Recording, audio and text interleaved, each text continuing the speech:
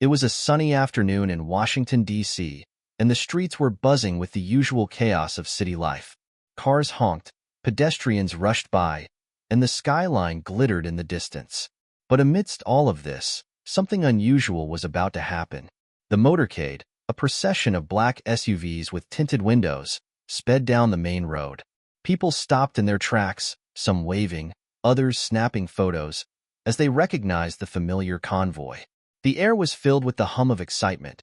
It was the former President of the United States, Donald Trump, on a rare public outing. He had been out of the political spotlight for a while, but today, he was making an appearance, and everyone knew it. The motorcade was on its way to a private event in the city. But as it turned a corner, something unexpected caught the eye of the man at the front of the procession. A small figure, sitting by the side of the road, caught his attention. It was a young girl, no older than 10, with ragged clothes and dirt-streaked cheeks. Her hair was matted, and she held a cardboard sign that read, "Homeless. Please help." The convoy slowed.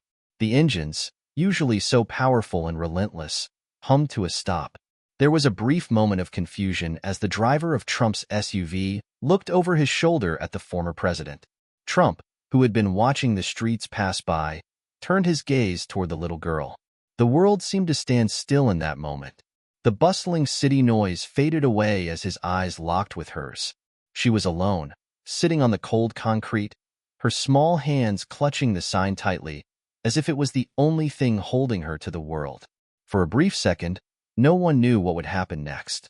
The motorcade, which had been moving with purpose just moments ago, now came to a complete halt. "Sir?" the Secret Service agent in the front seat asked hesitantly. "We need to keep moving." But Trump didn't respond. He was already opening the door. The agents exchanged nervous glances, but there was no stopping him now. The former president stepped out of the SUV with the kind of confidence that had once commanded entire nations.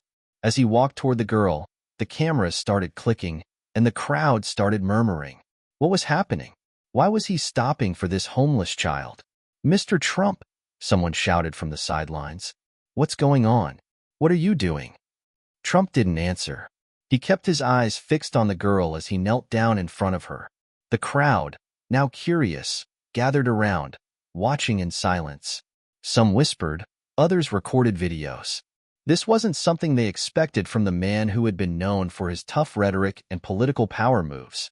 No one knew what to make of this sudden act of attention towards a child who, to many, seemed like just another face in the crowd of the forgotten. "Hey there," Trump said, his voice surprisingly soft as he looked at the girl. "What's your name?" The little girl looked up, her eyes wide and hesitant. She hadn't expected anyone to speak to her, especially not someone like him. But it was a sunny afternoon in Washington, D.C., and the streets were buzzing with the usual chaos of city life.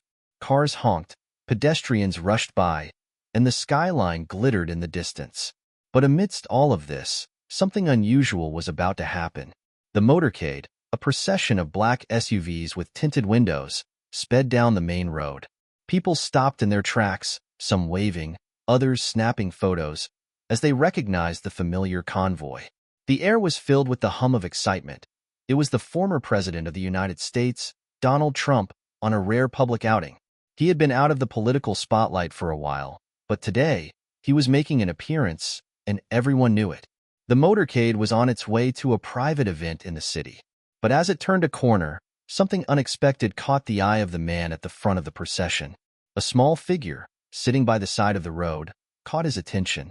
It was a young girl, no older than 10, with ragged clothes and dirt-streaked cheeks.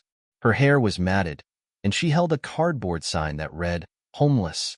Please help." The convoy slowed. The engines, usually so powerful and relentless, hummed to a stop. There was a brief moment of confusion as the driver of Trump's SUV looked over his shoulder at the former president. Trump, who had been watching the streets pass by, turned his gaze toward the little girl. The world seemed to stand still in that moment. The bustling city noise faded away as his eyes locked with hers. She was alone, sitting on the cold concrete, her small hands clutching the sign tightly, as if it was the only thing holding her to the world. For a brief second, no one knew what would happen next. The motorcade, which had been moving with purpose just moments ago, now came to a complete halt. "Sir?" the Secret Service agent in the front seat asked hesitantly. "We need to keep moving." But Trump didn't respond. He was already opening the door. The agents exchanged nervous glances, but there was no stopping him now. The former president stepped out of the SUV with the kind of confidence that had once commanded entire nations. As he walked toward the girl, the cameras started clicking, and the crowd started murmuring. What was happening? Why was he stopping for this homeless child? "Mr. Trump," someone shouted from the sidelines. "What's going on? What are you doing?" Trump didn't answer. He kept his eyes fixed on the girl as he knelt down in front of her. The crowd, now curious, gathered around, watching in silence. Some whispered, others recorded videos.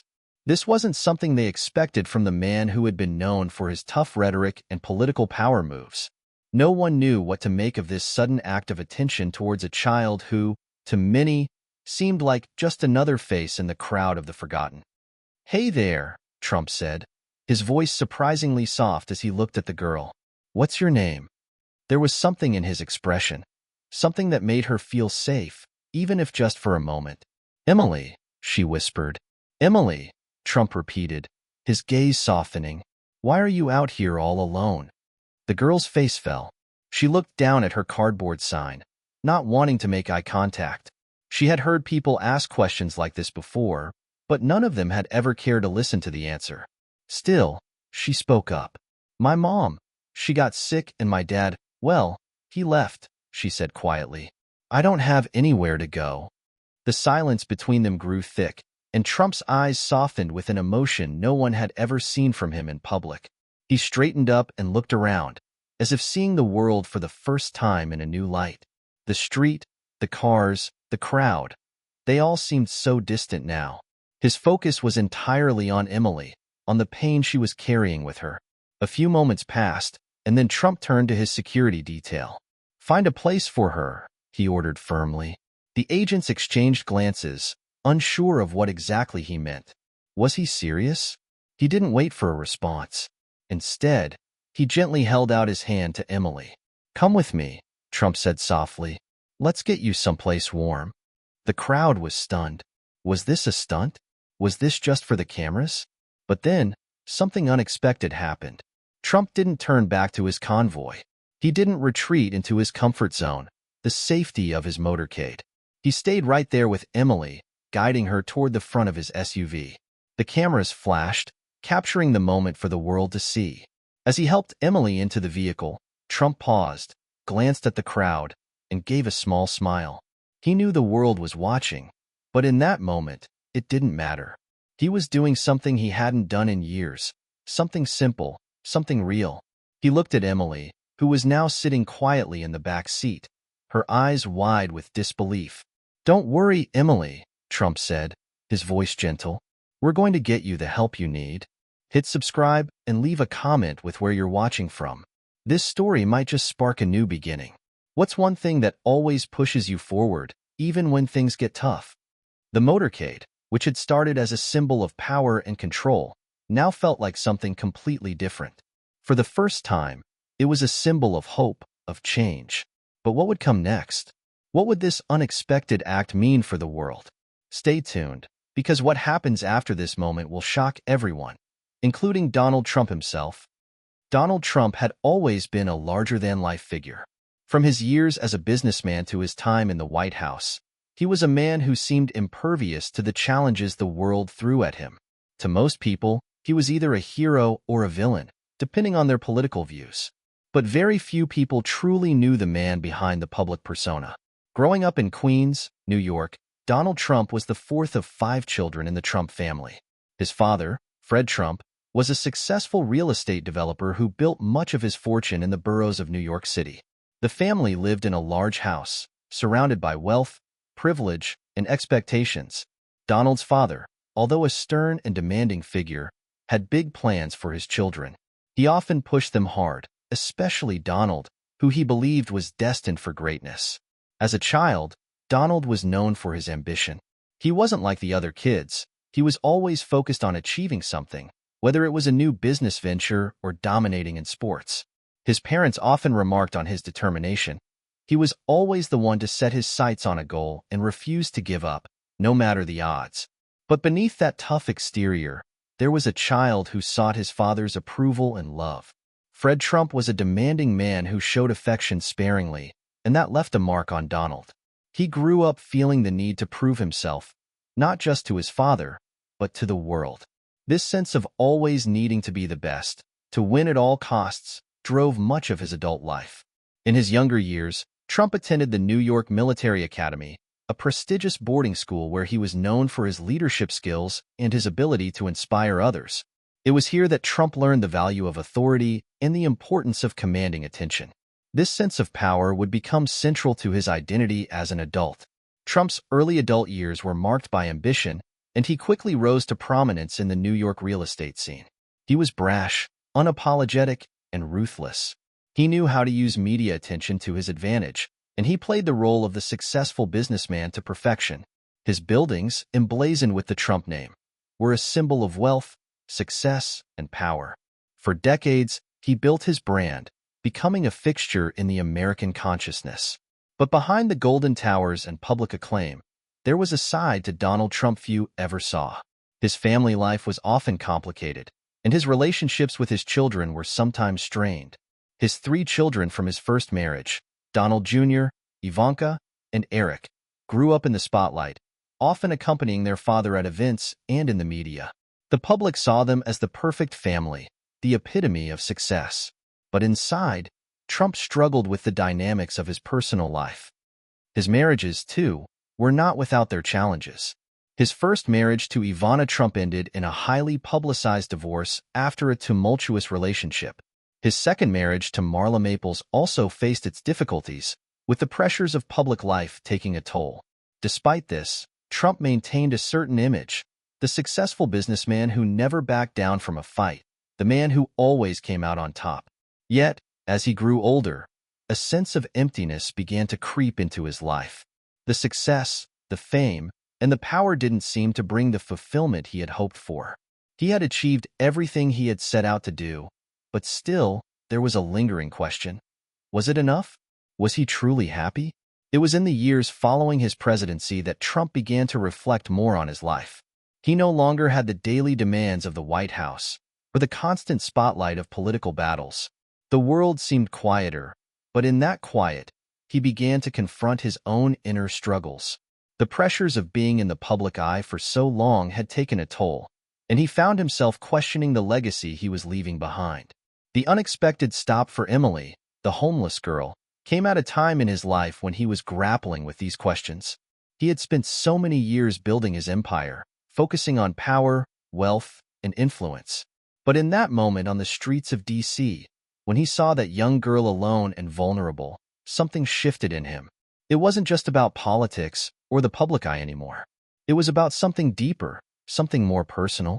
Trump had always been a man of action, and he prided himself on being someone who could make decisions quickly. But what had happened with Emily was different. It wasn't a calculated move, nor was it something he had planned. It was an instinctive act, a recognition that, despite all of his achievements, there were still people like Emily out there, struggling in ways he could never have imagined. For the first time in a long while, Donald Trump didn't see himself as the powerful businessman or the former president. He saw himself as a man, a father, someone who could make a difference in a small but meaningful way. Helping Emily wasn't about gaining anything for himself. It was about offering her a chance, a future, something he realized he could provide. But what did this mean for his public image? For his political future? Would people see this as genuine, or was it simply another PR stunt? These were the questions Trump wrestled with as he walked back to his motorcade, his mind buzzing with a mix of uncertainty and hope. He had always been a man who thrived on control, but for the first time in years, he felt a sense of vulnerability. Could this simple act of kindness change his life and the lives of others in a way that no amount of wealth or power ever could? The world was watching, and as Trump stepped back into the SUV, the questions only grew louder. What had just happened on that street corner, and what was next for Donald Trump? Would this moment change everything? As the motorcade began to move again, the world began to realize that the story of Donald Trump was far from over. What had begun as a simple act of kindness was about to spark something much bigger than anyone could have imagined. The following days were filled with a whirlwind of reactions. What had started as a seemingly simple act, Donald Trump stopping his motorcade to help a homeless girl, quickly turned into a media frenzy. Social media exploded with hashtags, trending topics, and thousands of opinions flooding every platform. People couldn't stop talking about it. Some were in awe, others were suspicious, and a few were downright critical. Trump's supporters praised him, calling it a heartwarming moment that showed a side of the former president that many had never seen before. "This is the Trump we need," some said. "Real action, not just words." They praised him for stepping outside of his usual tough guy image, proving that he wasn't just a businessman or a politician. He was, at his core, a man capable of compassion. On the other hand, critics and political adversaries immediately questioned the sincerity of his actions. "This is a publicity stunt," some claimed. "He's just trying to get back in the spotlight." Many in the media, especially the ones who had criticized him during his presidency, jumped on the bandwagon, pointing out that Trump had done very little for the homeless during his time in office. To them, this moment felt more like a desperate attempt to rehabilitate his image. And then, there were those who were torn.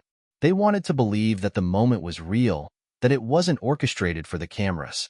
But they couldn't help but wonder, could someone like Trump, who had spent so many years building an empire on power, really be capable of such genuine kindness?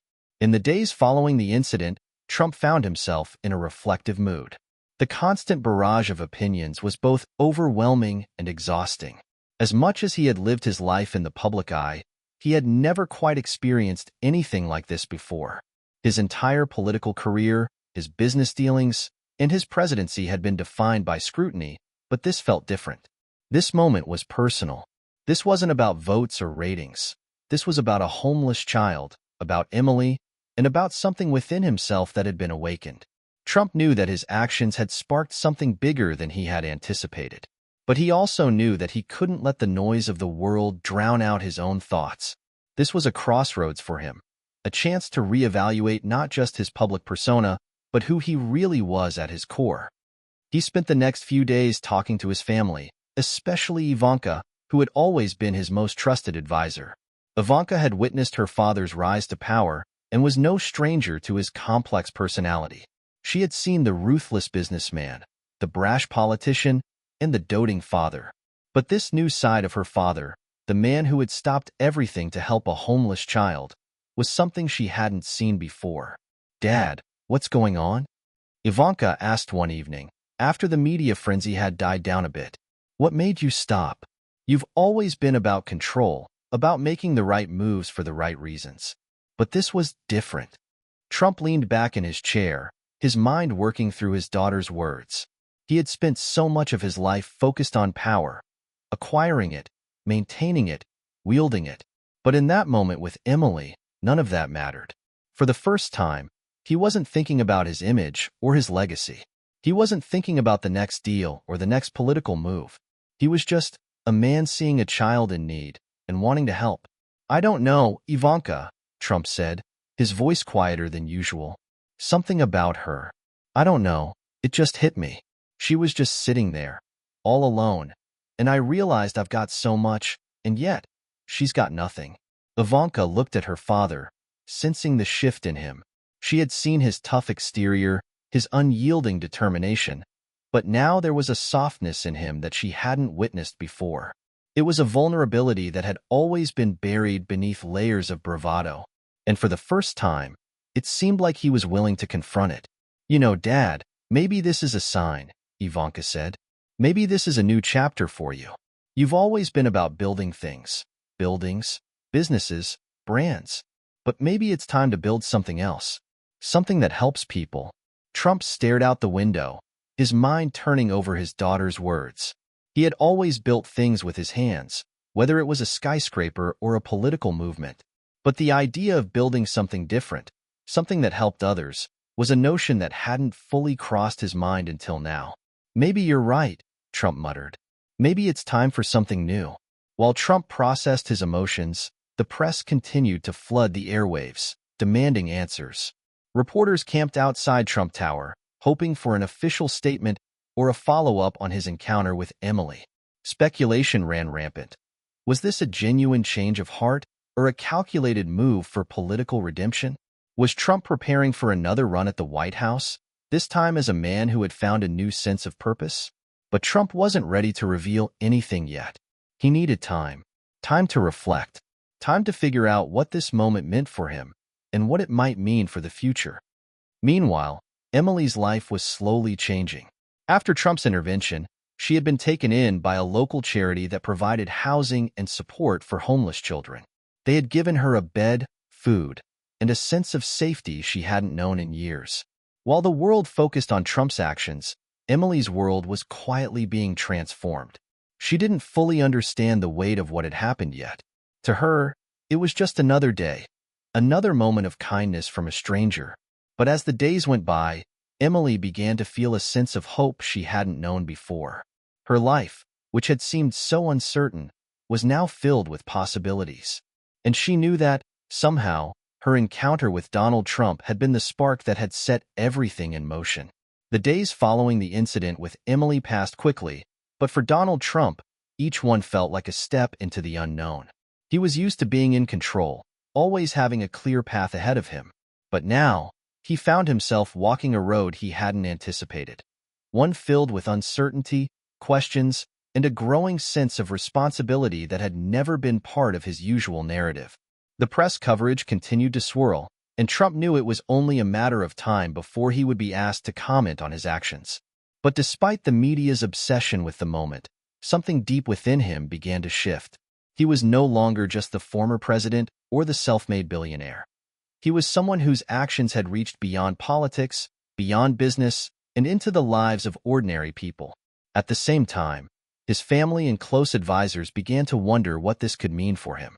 Ivanka, who had always been his closest confidant, saw an opportunity for her father to reshape his legacy. "Dad, this is bigger than we thought," she said one evening, after another round of media coverage. "People are starting to see a different side of you. You're more than just a politician or a businessman. You've shown the world that you care. This could change everything." Trump leaned back in his chair, processing his daughter's words. He'd spent so many years building an empire around wealth, power, and influence. His name was synonymous with success. But for the first time in years, he was questioning what all of that meant. Was it enough? Did it matter if no one knew the man behind the brand? This unexpected act of kindness toward Emily had made him realize something profound. Helping someone, making a difference in their life, felt more fulfilling than any business deal or political win ever had. Still, the question remained. What was he supposed to do next? Trump knew that, despite the positive reactions from his supporters, his critics would continue to scrutinize every move he made. He couldn't simply ignore the constant media buzz. But he also knew that, deep down, he couldn't let this moment fade into the background. There was something about it, something raw and genuine, that called him to act. The decision to make a public statement about his encounter with Emily came sooner than expected. The media had been relentless, and Trump could no longer hide from the growing demand for answers. He scheduled a press conference, knowing that it would be a turning point. People were eager to know what had led him to help a homeless child, especially when his presidency had been so focused on policies that often left vulnerable communities behind.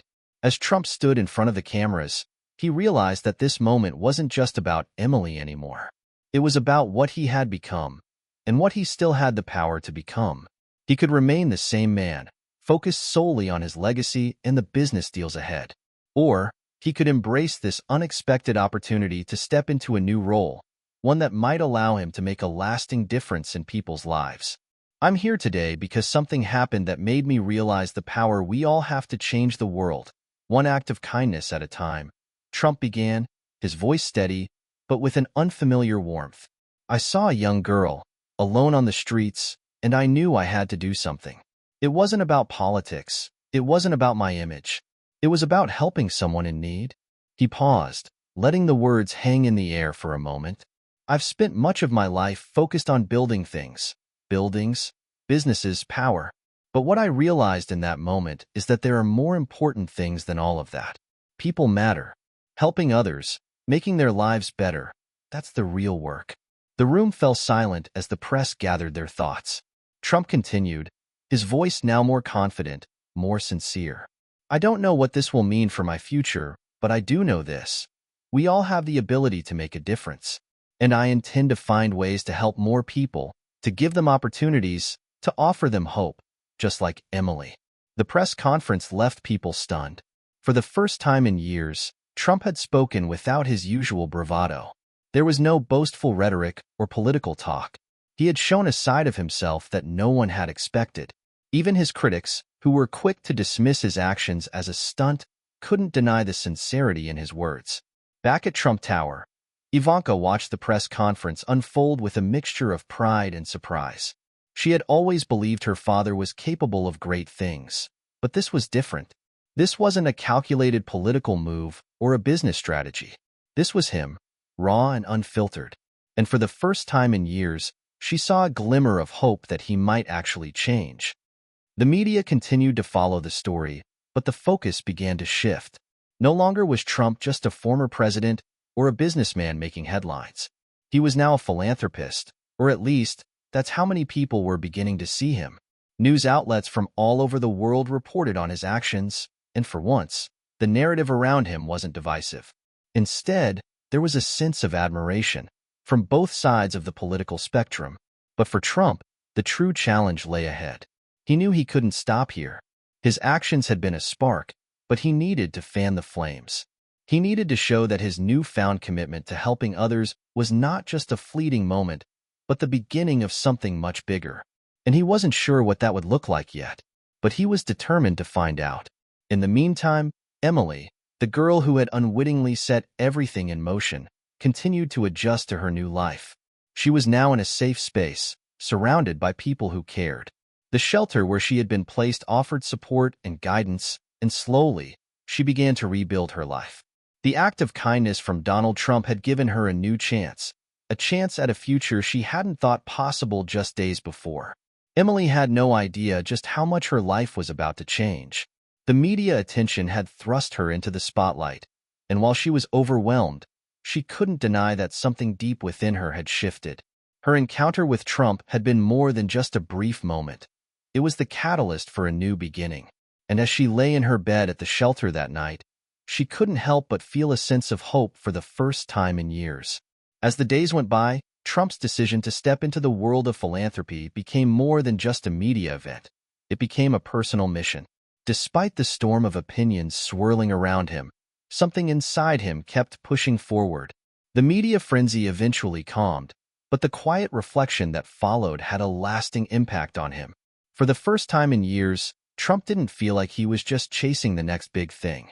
He felt like he was on a path with meaning. Ivanka, ever the strategist, saw an opportunity. She knew that the world was watching their every move, waiting to see if her father's words would turn into real action. "Dad," she said one evening, as they sat together in his office, "this isn't just about you anymore. You've inspired people. You have a real chance to do something meaningful here." Trump leaned back in his chair, listening. He had always been about making an impact, but this was different. "I don't know if I'm ready for all this attention. It's one thing to say you want to help people, and it's another to actually follow through. I'm not sure where to start." Ivanka smiled. "We start small, and we build. Just like you've done with everything else in your life. You've built a legacy. Why not build a movement?" The idea struck him. Maybe she was right. He could build something that would outlast him. A legacy of compassion, one that wasn't rooted in wealth or power, but in the very thing that made him stop in the first place, helping others. So, Trump decided to take the next step, a step he had never taken before. He quietly started meeting with experts, social workers, and leaders in the field of homelessness and poverty. He wanted to understand the issues on a deeper level, not just from a political perspective, but from a human one. For years, he had been criticized for being out of touch with ordinary people's struggles. This was his chance to prove them wrong, to show that he could be a force for good beyond the world of politics. One day, Trump visited a local homeless shelter that was providing services to families in need. It was a far cry from the luxurious environments he was used to, but there was something real and raw about the experience. As he walked through the facility, he saw children playing in a small common room, families gathered around dinner tables, and volunteers working tirelessly to make sure everyone had what they needed. He couldn't help but think about Emily, the young girl he had helped in the streets. He wondered where she was now, how she was adjusting to her new life in the shelter. He thought about the difference that small act had made in her world, and how it had ignited something in his own. "Mr. Trump," a volunteer called out, breaking his thoughts. "I can't tell you how much it means to us that you're here. The work you're doing is already making a difference." Trump was taken aback. He had expected to walk in and make a grand speech, but instead, it was the simple gratitude of the people there that struck him the most. It wasn't about cameras or headlines. It was about the real, day-to-day work of improving lives. And suddenly, he felt a sense of purpose that had been missing for years. After leaving the shelter, Trump felt an overwhelming sense of commitment. He knew he needed to do more than just talk about change. He needed to put his resources and influence to work. He began working with his team to create a foundation that would focus on tackling homelessness, providing job training, and offering resources to those who were most vulnerable. But even as he took these steps, the critics remained. There were still voices in the media questioning his motivations. Was this truly a change of heart, or was it a strategic maneuver to gain back favor? Was Trump really committed to helping people, or was he simply trying to gain public approval? Trump was no stranger to criticism. He had lived his entire life in the spotlight, weathering storm after storm. But now, for the first time, the criticism didn't bother him as much. The doubt, the mockery, none of it mattered anymore. Because he knew, deep down, that he was doing the right thing. And more importantly, he felt a sense of responsibility that he had never experienced before. Ivanka, too, saw the shift. "You're doing the right thing, Dad. This isn't about public opinion anymore. It's about making a real impact." As the weeks passed, Trump's new foundation began to take shape. He started traveling across the country, meeting with local leaders, entrepreneurs, and community organizers who were on the front lines of addressing homelessness. He learned about the complexities of the issue, the mental health challenges, the lack of affordable housing, the economic barriers. He wasn't just a figurehead for the cause. He was deeply involved, asking questions, listening, and finding ways to make a tangible difference. In the midst of all of this, he received a message from Emily. It was a simple note, handwritten on a piece of lined paper. She thanked him for helping her and told him how much her life had changed since that day. She was now in school, receiving tutoring, and starting to dream again. For the first time in a long time, she believed that her future could be different. Reading her words, Trump felt something shift inside him. He had been so focused on making headlines, on being the center of attention, that he had forgotten what true impact felt like. Emily's story was the real reward. This was what mattered. This was why he had to keep going. But there was still so much work to do. The country was watching, and Trump knew that he couldn't afford to let this momentum slip away. He wasn't sure how long this journey would take, but one thing was certain. He was in it for the long haul. As he sat at his desk late one evening, looking over the proposals for his foundation's next big initiative, he couldn't help but think about the road ahead. It wasn't going to be easy. It would take time, effort, and a lot of patience. But for the first time in years, Trump felt like he was on the right path. A path that was bigger than him. A path that could change lives, and maybe, just maybe, change the world. As Trump delved deeper into his newfound mission, the ripple effect of his actions began to expand in ways he hadn't anticipated. His commitment to philanthropy was now more than just a side project. It had become an integral part of his identity. But while he felt a growing sense of purpose, the road ahead was not without its obstacles. In the public eye, every move he made was scrutinized. Some saw his efforts as genuine, a testament to personal growth and transformation. Others, particularly his critics, dismissed it as a well-timed PR stunt, a mere attempt to salvage a tarnished image. Yet, even as the doubters persisted, Trump found himself more resolute than ever. He had made a commitment, not just to the media, but to himself. And it wasn't just about the homeless or the less fortunate anymore. Trump's efforts began to touch all corners of the social spectrum. He realized that if he truly wanted to make a lasting impact, he would need to shift the conversation from simply providing aid to creating sustainable, long-term solutions. This meant addressing the root causes of poverty, offering educational opportunities, and promoting policies that would uplift entire communities. His foundation, now gaining traction, became a vehicle for his broader vision.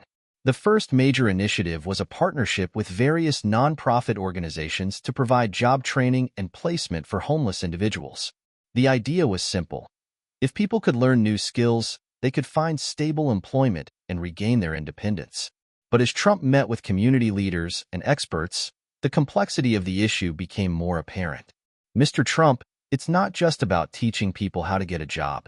It's about creating an environment where they can thrive, where they feel valued, where they don't have to fight just to survive.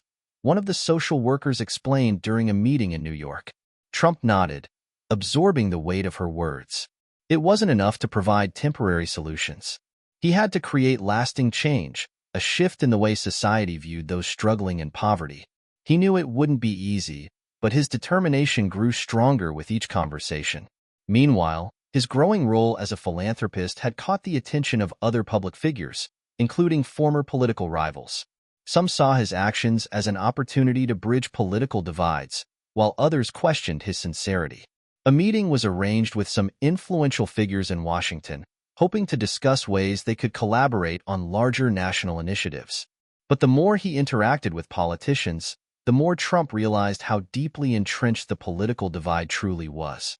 "Donald, we appreciate your efforts," one senator said during a summit in D.C., "but you have to understand, charity alone won't fix the systemic issues. We need to focus on policy reform, healthcare, education, and housing. What you're doing is important, but it's just the beginning." Trump took a deep breath, understanding the gravity of the senator's words. The path to real, lasting change was going to require more than just personal effort. It would take systemic shifts. He began to see that this new phase of his life wouldn't just be about charitable donations or providing immediate aid. It would be about influencing the very systems that kept people trapped in poverty in the first place. But not everyone was on board with Trump's new approach. Despite his growing popularity among those he had helped, there were powerful people who didn't want him meddling in issues that weren't directly related to his former business empire. Corporate giants, lobbyists, and even some in his former political circles questioned the sincerity of his new efforts. His shift in focus didn't sit well with everyone, and the whispers behind closed doors grew louder. "Do you really think he's serious about this? Or is this just another distraction from his real ambitions?" One top Republican strategist remarked during a conversation at a gala event. Trump overheard snippets of these conversations, but instead of deterring him, they only solidified his resolve. He had chosen this path, and he wasn't going to let anyone stand in his way. Despite the tension, Trump's foundation made significant progress. They launched a nationwide campaign to raise awareness about homelessness, working with local shelters to connect people to job training programs and housing assistance. Trump himself made appearances at various events, speaking to the very people he had promised to help. And it was at one of these events in Philadelphia that something unexpected happened. Trump had just finished speaking to a crowd of hundreds, sharing stories of people who had successfully transitioned out of homelessness thanks to his foundation's efforts. As he was leaving the stage, a young woman in the crowd, holding a baby in her arms, stepped forward. She nervously approached Trump, and when she reached him, she extended her hand. "I just want to thank you," she said, her voice quivering with emotion. "I was living in my car just a few months ago, with nowhere to go, no one to turn to. But because of your foundation, I have a job now, and my son has a future. You gave me hope." Trump's heart sank as he looked at the woman, her eyes filled with tears. He had always been surrounded by wealth, power, and luxury, but this was different. This wasn't a business deal. This was a life changed, forever.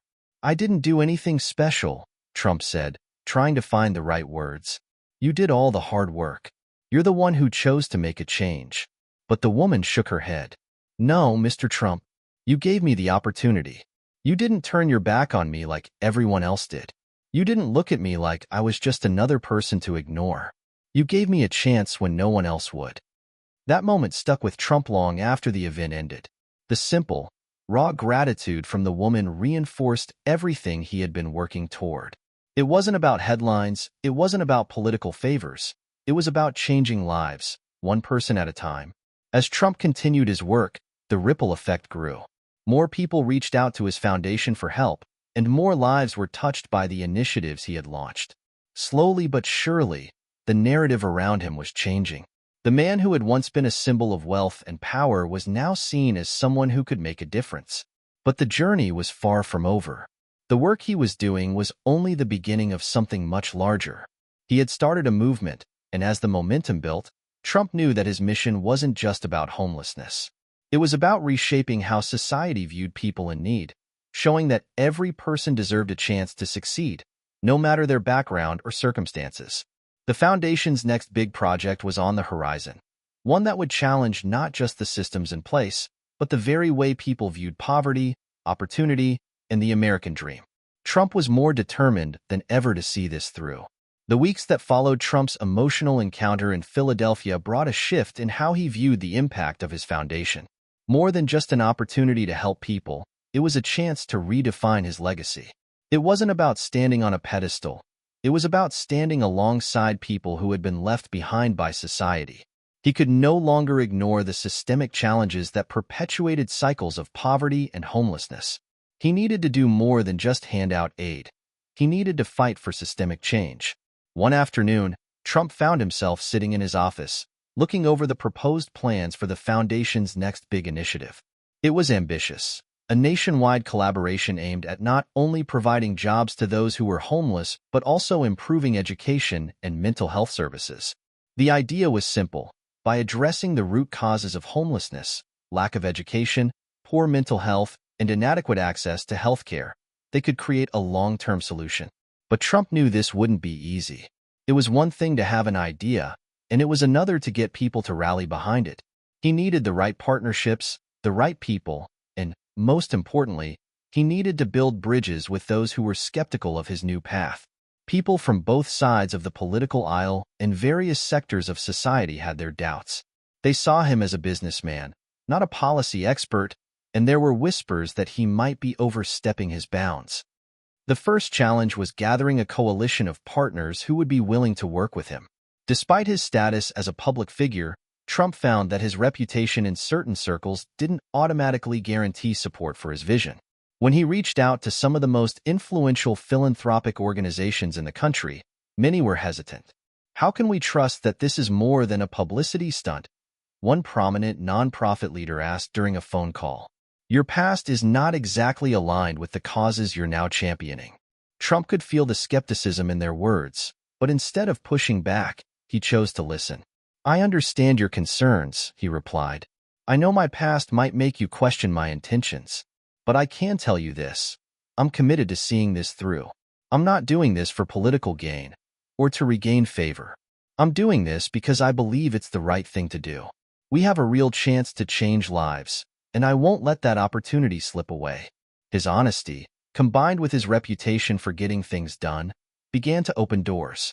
Slowly, people started to take him seriously. His foundation began collaborating with social workers, educators, and even government agencies. Soon, what was once an idea started to become a tangible reality. Trump was determined to focus on education and job training, especially for the younger generation of homeless individuals who had been left without the tools to succeed. The plan was to create specialized schools and workshops that would teach valuable skills, everything from basic job readiness to more advanced training in fields like technology, construction, and healthcare. As the initiative took shape, Trump began to travel across the country, visiting homeless shelters and community centers to speak directly to the people his foundation was aiming to help. His presence was met with a mixture of admiration and skepticism. Some saw him as a hero, others as a man with a public relations agenda. But no matter the reaction, Trump remained steadfast. He knew that for real change to happen, he had to show up and be present, not just in media interviews or speeches, but in the places where help was needed the most. One particularly impactful visit took place in Los Angeles, where Trump spent an entire afternoon in a downtown shelter. He spent time speaking with individuals who were working hard to rebuild their lives, despite the many obstacles in their way. There, he met a young woman named Jasmine, a single mother who had lost her job due to unforeseen circumstances and had found herself living on the streets with her 2 children. Jasmine's story resonated deeply with Trump. She wasn't someone who had simply given up. She was determined to get back on her feet, but she didn't know where to begin. "I want a better life for my kids," she told him, her eyes brimming with tears. "But I can't do it alone. I don't know where to go from here." Trump looked at her, feeling the weight of her words. "Jasmine," he said, "I promise you, we're going to help. You don't have to do this alone. We'll get you the resources you need to take that first step, and we'll make sure that you and your kids have a future to look forward to." That evening, Trump sat with his team and discussed the next steps. This wasn't just about handing out temporary help. It was about giving people like Jasmine the tools they needed to rebuild their lives. It was about creating opportunities for people to rise above their circumstances. Back at the foundation's headquarters, the board began discussing ways to scale the initiative. They began working with local businesses to create partnerships that would offer jobs to those who completed the training programs. The idea was to build a pipeline that would take people from homelessness to stable employment. But there was one more challenge to address: housing. Without stable housing, all of this is meaningless, one of the foundation's housing experts remarked during a strategy meeting. "We need to focus on building more affordable housing options for the people who are in these programs." Trump nodded thoughtfully. It was a reality that couldn't be ignored. The cycle of homelessness couldn't be broken without affordable housing to support it. With his experience in real estate, Trump began to brainstorm ways to integrate affordable housing into his broader vision. He proposed creating mixed-use developments, affordable housing units that would also include community centers, educational facilities, and even small businesses. The idea was to create a self-sustaining ecosystem that would help individuals and families thrive long after they had found their footing. The proposal was ambitious, but it was exactly what the initiative needed. As Trump began to gather support from local governments and private investors, the project quickly gained momentum. It wasn't just about charity. It was about creating long-term, sustainable change. As Trump's efforts continued to grow, the challenges became more complex. What started as a personal promise to help the homeless had evolved into a national movement. More and more cities reached out to his foundation for guidance, and requests for partnerships flooded in from organizations all over the country. Yet, with every step forward, the stakes grew higher. It became clear that Trump wasn't just confronting the issue of homelessness, he was also challenging the status quo of American politics and society. It wasn't just his foundation that was under scrutiny. It was the very idea of his transformation. The media, always eager for a new angle, began to question whether Trump's philanthropic work was a genuine shift or a clever political maneuver. Some pundits even called it his second act, while others suggested it was simply a distraction from his past controversies. Regardless of the criticism, Trump kept his focus on the work at hand. But there were moments when doubt crept in. One evening, after a particularly exhausting day of meetings and speeches, Trump sat alone in his office, staring out at the New York skyline. The lights from the city twinkled in the distance, but his mind was elsewhere. He thought about the people he had met along the way, people like Jasmine, the mother from Los Angeles, and countless others who had shared their struggles with him. These were the faces that reminded him why he was doing this, and yet the media's unrelenting criticism weighed heavily on his shoulders. He leaned back in his chair and ran his fingers through his hair. Was this really making a difference? Or was it just another chapter in a long history of failed promises? The phone rang, snapping him out of his thoughts. He picked it up, recognizing the number on the caller ID. It was a call he had been expecting for weeks, but he had been too distracted to prepare for. "Mr. Trump," said the voice on the other end, "this is Senator Jennifer Reed. I'm calling about the housing project proposal you put forth last month." Trump straightened in his seat. Senator Reed was known for her no-nonsense approach to policy, and she had been one of the few politicians who had publicly supported his philanthropic efforts. She had been instrumental in pushing his homelessness initiative through Washington's legislative hurdles. "Yes, Senator. What's the latest?" Trump asked, trying to keep his tone steady. "There's a lot of support for it on Capitol Hill, but there's also growing resistance. Some of the other lawmakers are questioning the long-term viability of the project. They argue it's too ambitious, too expensive, and frankly, that you're overestimating the ability of the private sector to solve the problem. Trump's heart sank. He had known there would be opposition, but hearing it directly from Reid made it feel more real. The last thing he wanted was for the project to falter before it even took off. "I understand," Trump said slowly, "but we've already done the groundwork. People need this. We need to make this happen. I can't back down now." There was a brief silence on the other end of the line before Reid spoke again. "I'm not asking you to back down, Mr. Trump. I'm just warning you that the political landscape is shifting, and this will require all of your influence, more than you've ever had to use before. If you want to see this through, you're going to need allies in Washington. You're going to need the people who once turned their backs on you." The weight of her words hung in the air as Trump absorbed what she was saying. The political machine was complex, and it wasn't just about convincing people with influence. It was about building consensus, forging relationships with people who had once been his opponents, and navigating a system he had always seen as flawed. "I'll do whatever it takes," Trump finally said, determination in his voice. "I'll meet with whoever I need to. This project is happening." The following week, Trump flew to Washington, D.C. for a series of high-stakes meetings.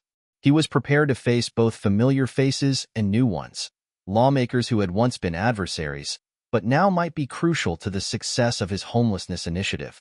The first meeting was with a group of conservative senators who had been skeptical of Trump's shift from business mogul to philanthropist.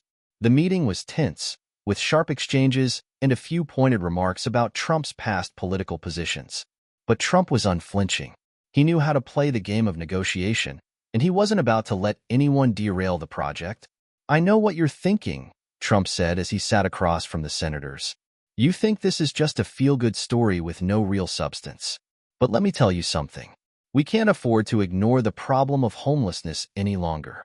The longer we wait, the more we're going to pay in the future, in crime, healthcare costs, and lost opportunities. If we don't fix this now, it'll only get worse." There was a pause before one of the senators, Senator Mitchell, spoke up. "I'm not convinced that you're the right person to lead this, Trump," Mitchell said, his tone cold. "You've built your career on deals, on making money. This isn't about profit. This is about people." Trump leaned forward, locking eyes with the senator. "Let me tell you something, Senator," Trump said firmly. "You're right, it's not about profit. But it's also not about charity for charity's sake. This is about creating a system where people can take control of their own futures, where they can work hard, make something of themselves, and be proud of who they are. This isn't just a handout. It's an investment in people." The room fell silent. Trump could feel the weight of his words sinking in. The senator's cold demeanor softened ever so slightly. "I don't expect you to agree with me," Trump continued, "but I'm asking you to give this a chance. Let's work together and make this happen." The conversation lasted for over 2 hours, filled with back-and-forth arguments and strategic positioning. By the end of it, something had shifted. The senators weren't fully convinced, but they were willing to give the proposal a chance. They agreed to move forward with a pilot program in select cities, with the condition that Trump would continue to work closely with their offices to ensure transparency and accountability. It was a small victory, but it was a victory nonetheless. Trump left the meeting feeling energized, knowing that the real work was just beginning. His path was clear: to build relationships, to prove his commitment, and to make the change he had promised. As the momentum continued to build behind Trump's homelessness initiative, the public's perception of his efforts began to shift. What once seemed like a publicity stunt was now starting to feel like a genuine movement. People from all walks of life, from business leaders to local community organizers, began to lend their voices to the cause. Trump had not only captured the attention of lawmakers and policymakers, but he was also resonating with everyday Americans who had long been disconnected from the issue of homelessness. However, the path ahead was far from easy. The challenges Trump faced weren't limited to opposition in Washington. The logistical obstacles, finding affordable housing solutions, ensuring job placement for the homeless, and securing funding for the vast array of programs he envisioned, were significant. Yet, for every problem that arose, there seemed to be a solution around the corner. It was as if the world was starting to line up behind his cause, willing to give him the benefit of the doubt. One of the most significant challenges came in the form of local governments. Although many mayors and city officials were initially enthusiastic about the idea, implementing the vision at a local level was much more complicated. City budgets were tight, and many officials were hesitant to commit without clearer guarantees that the project could succeed. Trump knew that to truly make this work, he would need to find a way to reassure these local leaders that his foundation wasn't just offering another temporary solution but a comprehensive, sustainable plan that would change the lives of countless individuals. Trump's strategy was simple but effective. He would hit the road, city by city, meeting with local mayors, business owners, and community leaders to personally advocate for the program. The first stop on his nationwide tour was Chicago, a city with a large homeless population and a diverse array of challenges to address. Chicago's mayor, Claire Hammond, was an early supporter of the program, but even she had doubts about how feasible it would be in the long run. Trump arrived in Chicago with a clear message. The problem of homelessness couldn't be solved by handouts alone. It required systemic changes, public-private partnerships, and the active involvement of the entire community. As he sat down in the mayor's office, he could feel the weight of the conversation ahead of him.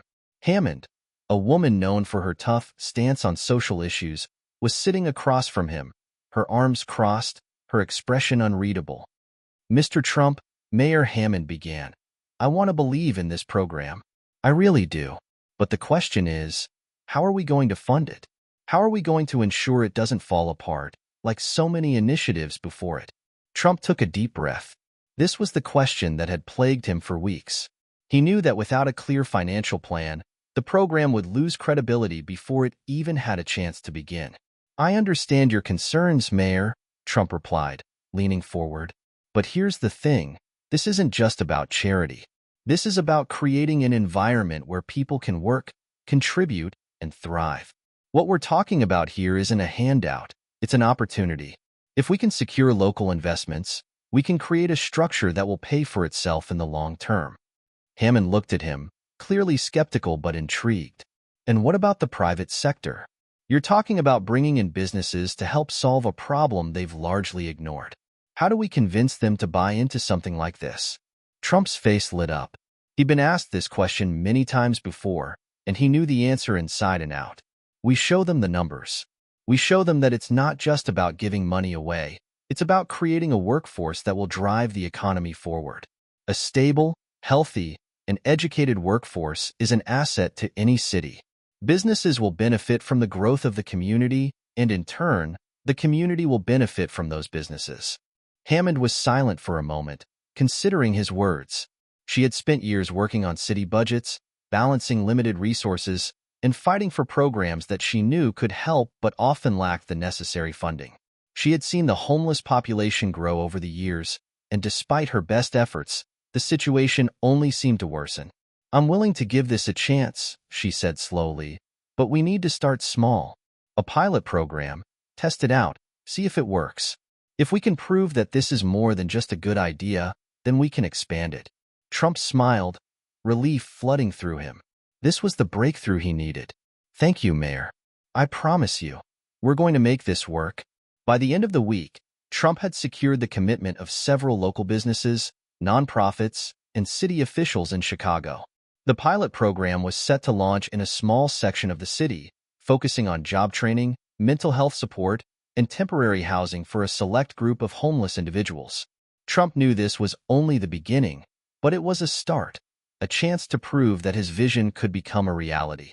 As he prepared for his next stop in Miami, Trump reflected on the progress he had made so far.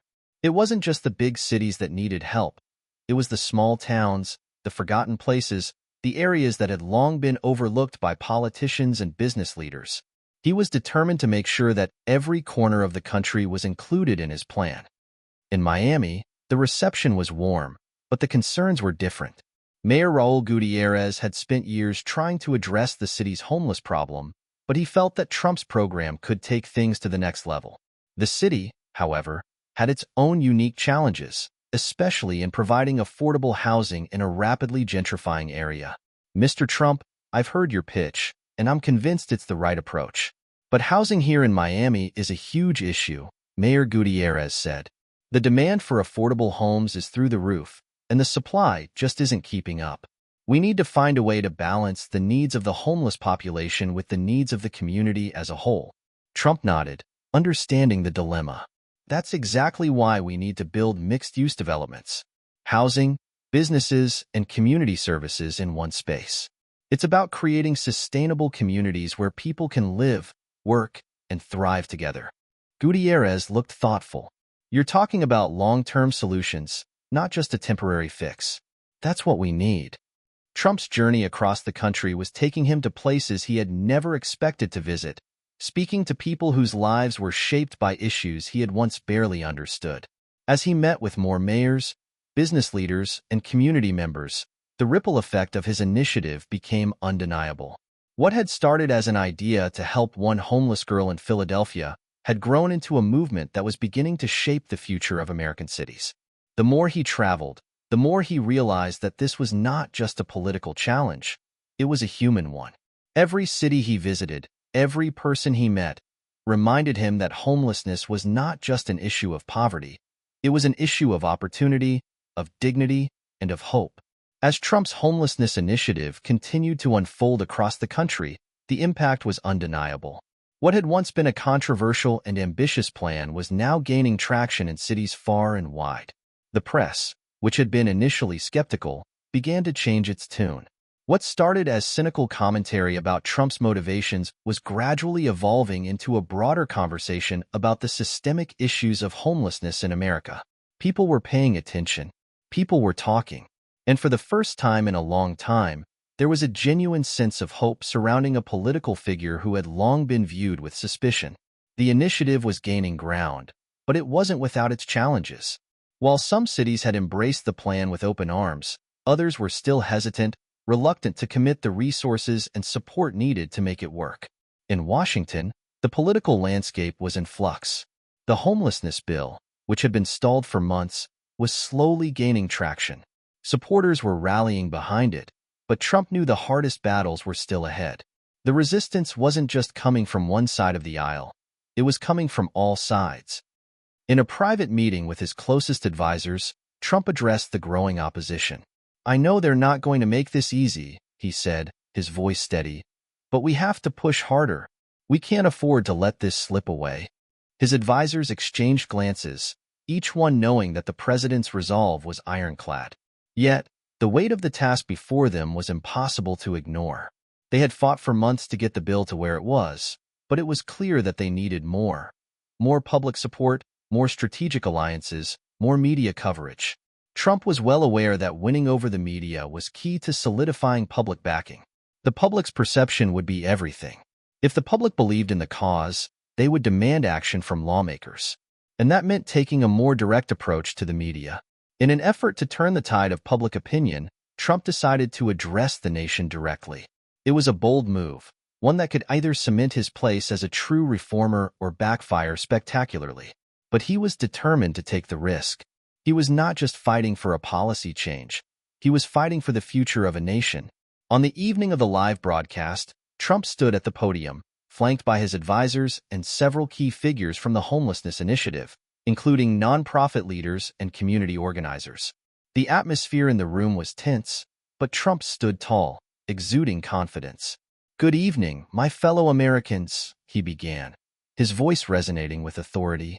"Tonight, I want to talk about something that affects millions of people in this great nation, something that has been ignored for too long. The issue of homelessness is not just about those living on the streets. It is about the fabric of our society, the very essence of who we are as a nation." He paused, letting the weight of his words settle in. The cameras captured his every move, every gesture, as he spoke directly to the people at home. "For too long, we've treated homelessness as an isolated problem. We've treated it like something that doesn't belong to us. But it does. These people, these families, are part of our communities, and we cannot turn our backs on them any longer. We have a responsibility to help them, not just with temporary fixes, but with long-term solutions. And that's exactly what we're doing." Trump continued to lay out the details of the homelessness initiative: job training programs, mental health services, affordable housing solutions, and private sector partnerships. But his words were not just about the logistics. They were about the vision. the vision of a country where no one was left behind, where every American had the opportunity to succeed, no matter their circumstances. As he spoke, the room grew quiet. His message resonated not just with his supporters, but with those who had been skeptical of his motivations. This was a moment of truth, and Trump knew it. He was making history, not just in policy, but in the way America viewed itself. "We cannot afford to wait any longer," he concluded, his voice unwavering. "This is our chance to create real, lasting change. This is our chance to show the world that we are a nation that cares, a nation that leads with compassion, and a nation that believes in second chances. Together, we can make this happen. Together, we can make America a place where no one is left behind." The speech was a turning point. In the days that followed, the media coverage was unprecedented. News outlets that had once dismissed the initiative were now praising it, recognizing its potential to change the course of American history. The shift was palpable. Public support surged, and soon, lawmakers who had been hesitant to commit to the bill were feeling the pressure from their constituents. Trump's team worked around the clock to push the bill through Congress, and after weeks of intense negotiations, it finally passed. The Homelessness Initiative, with its comprehensive approach to housing, employment, and mental health services, was officially set in motion. The victory was bittersweet. Trump knew that this was just the beginning. The real work would be in the implementation. But for now, he could breathe a little easier. The initiative had the momentum it needed, and the nation was watching closely. As Trump prepared for the next phase of his homelessness initiative, he received an unexpected message, one that would change everything. It came from an old friend, someone he hadn't heard from in years, Jasmine, the woman he had met on the streets of Philadelphia, the homeless mother whose story had started it all, had reached out to him. She was in New York City now, and she wanted to meet.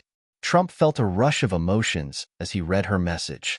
He remembered the face of that desperate young mother, standing in the cold, cradling her baby in her arms. He remembered the promise he had made to her, and now, it seemed like the time had come to fulfill that promise. He agreed to meet her the next day at a local cafe. When he arrived, he saw her sitting at a table near the window, her hair neatly pulled back, her face worn but hopeful. She stood up when she saw him and extended her hand. "Mr. Trump," Jasmine said, her voice steady but emotional. "You did it." Trump shook her hand firmly. "I didn't do it alone, Jasmine. This is for everyone who's been left behind." Jasmine smiled, but there was something deeper in her eyes, a recognition that this was just the beginning. And she was right. This was the first of many conversations, many efforts, and many lives that would be touched by the initiative. For Trump, meeting Jasmine once again was a powerful reminder of why he had started this journey. It wasn't just about policy. It was about people. It was about making a real difference in the lives of those who needed it most. The passing of the homelessness bill was just the beginning. As Trump and his team moved into the implementation phase, they quickly realized that the hard part had only just begun. The complexities of the plan were massive, and the pressure to deliver was mounting. The public was watching, and they wanted results. For Trump, it wasn't just about fulfilling a promise. It was about transforming the very fabric of American society. But with such a large-scale initiative, opposition was inevitable. While many cities had embraced the bill, others were slow to act, citing concerns over funding, logistics, and the overwhelming nature of the changes required. Trump was used to challenges, but this was different. These were real lives, real families, real communities, lives that were at stake. One of the most significant roadblocks came from an unexpected source, a coalition of conservative lawmakers who argued that the bill was too expansive, too costly, and would ultimately place an unsustainable burden on the taxpayers. The opposition was not just about the policy itself. It was about the perception that Trump's initiative was an overreach, an example of big government trying to fix problems that the private sector could solve on its own. Despite their vocal opposition, Trump refused to back down. He believed in the vision he had outlined. And now, more than ever, he knew that he had to push forward, not just for the sake of his presidency or his legacy, but for the millions of people whose lives hung in the balance. The tension reached a boiling point when Trump was called to a televised debate on the initiative, facing off against some of the most vocal critics of the bill.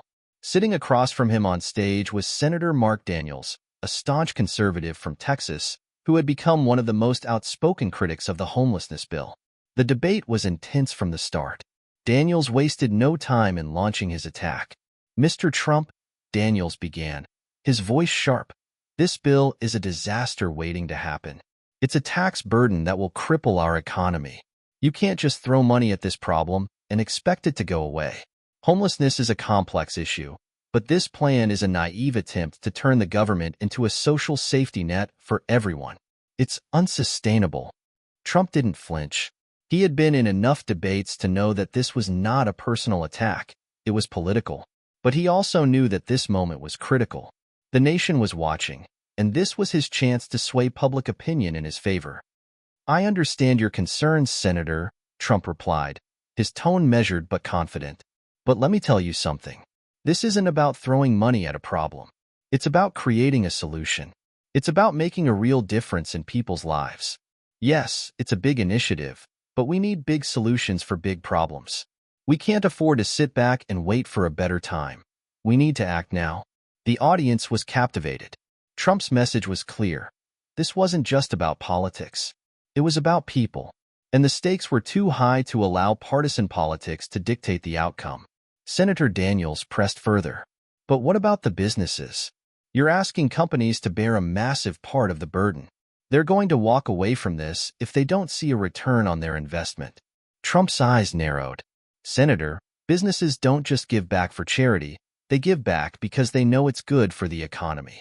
If we can create a stable workforce, businesses will thrive.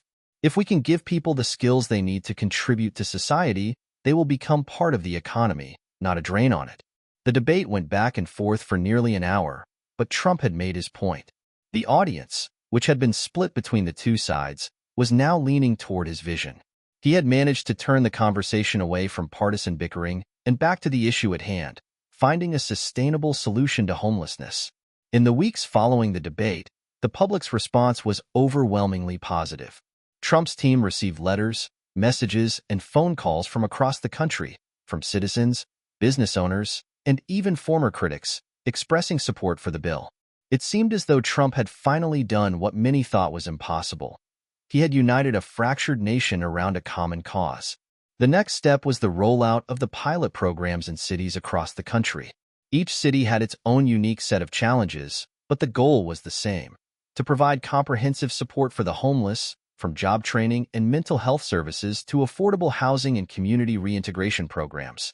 Trump's team worked tirelessly to ensure that the programs were being implemented with the care and precision needed to make them successful. But they were also careful to allow room for flexibility.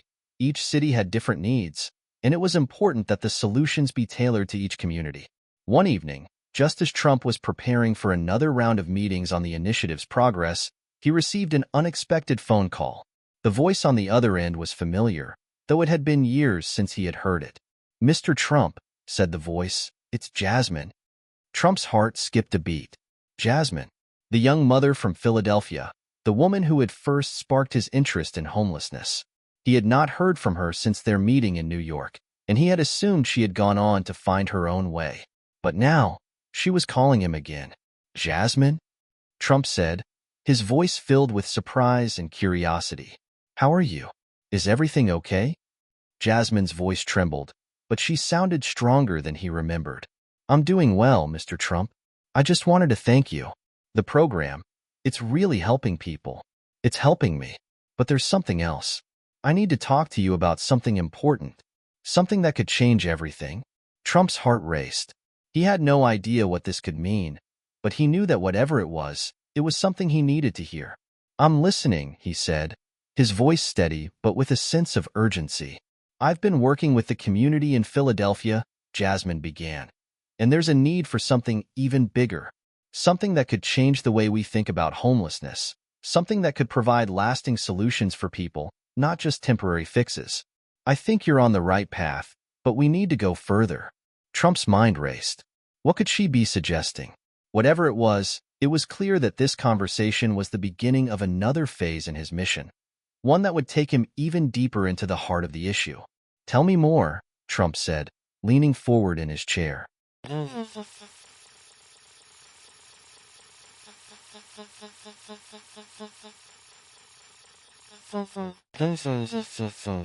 Hit subscribe and leave a comment with where you're watching from. What do you think should be the next step in addressing homelessness? Can a permanent solution truly be achieved? Let me know your thoughts. The conversation with Jasmine weighed heavily on Trump's mind as the days passed. Her words stirred something deep within him, a new sense of urgency, a clearer vision of what might be possible. He had always believed in the power of big ideas, and now he was being confronted with one that could elevate his homelessness initiative from a national program to a transformative movement. The idea Jasmine presented was ambitious, even by his standards. It wasn't just about providing temporary shelter or job training. She envisioned something more radical, an entire community built around the homeless. A self-sustaining model where individuals could not only survive but thrive. It was a holistic approach to homelessness that involved not just housing, but education, healthcare, and a community that offered long-term stability. Trump knew that implementing such a proposal would be a massive undertaking, but he also realized that this could be the breakthrough he had been searching for. If he could make this work, it would redefine how America viewed homelessness. It would shift the paradigm from seeing the homeless as a problem to be managed to seeing them as a community to be nurtured. The next morning, Trump sat down with his closest advisors to discuss Jasmine's bold idea. He could sense the hesitation in the room. Some were skeptical, others were unsure about the practicality of the proposal. But Trump, as he had always done, pushed forward. "We can't think small anymore," Trump said, his tone firm. "This isn't just about temporary solutions. This is about creating a new way of thinking, about providing real opportunity. We've got the resources. We've got the will. Now we need to make it happen." His team exchanged uneasy glances, but they had learned by now not to doubt him. If Trump was set on an idea, he would push it forward, no matter the opposition. And this idea, though radical, had the potential to change everything. Over the following weeks, Trump and his team worked tirelessly to refine Jasmine's vision.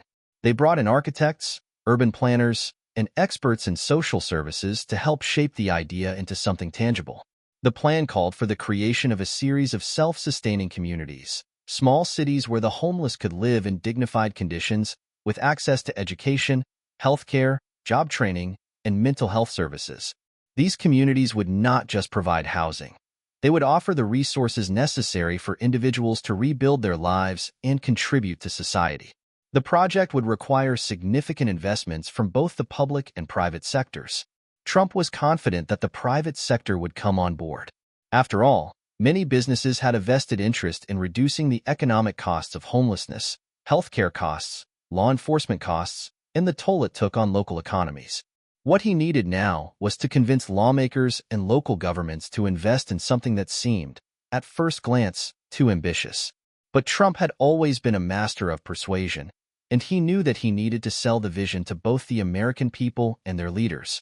He took to the airwaves once more, addressing the nation in a televised speech.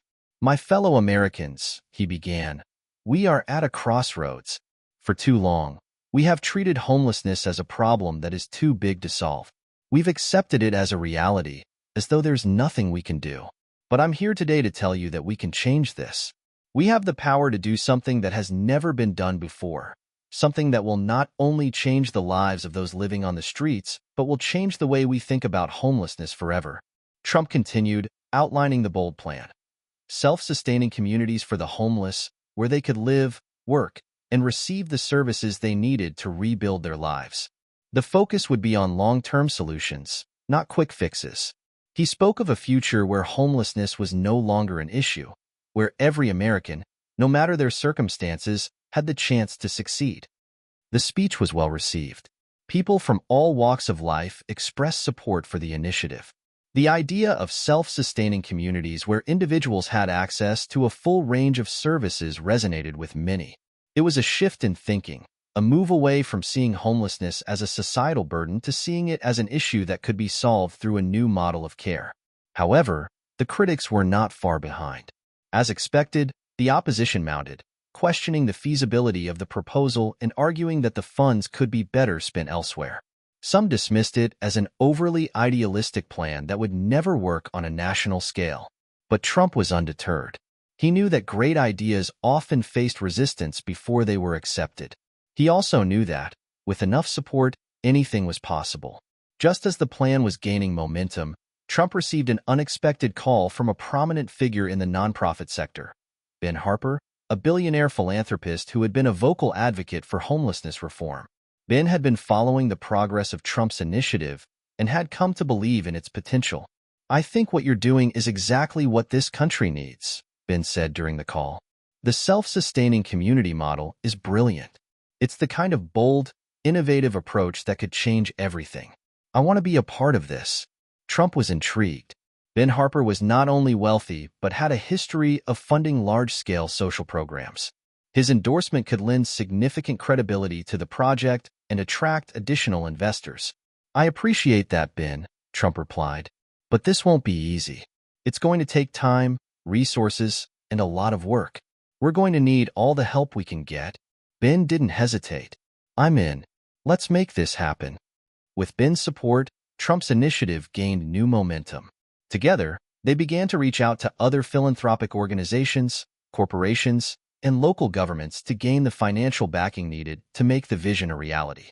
They worked tirelessly to refine the plan, ensure it was scalable, and create partnerships that would allow for the long-term success of the self-sustaining communities. But not everyone was convinced. Despite the growing support, there were still those who believed that Trump's proposal was too far-reaching, too expensive, and ultimately unworkable. The nation was divided, and the battle for the future of the homelessness initiative was far from over.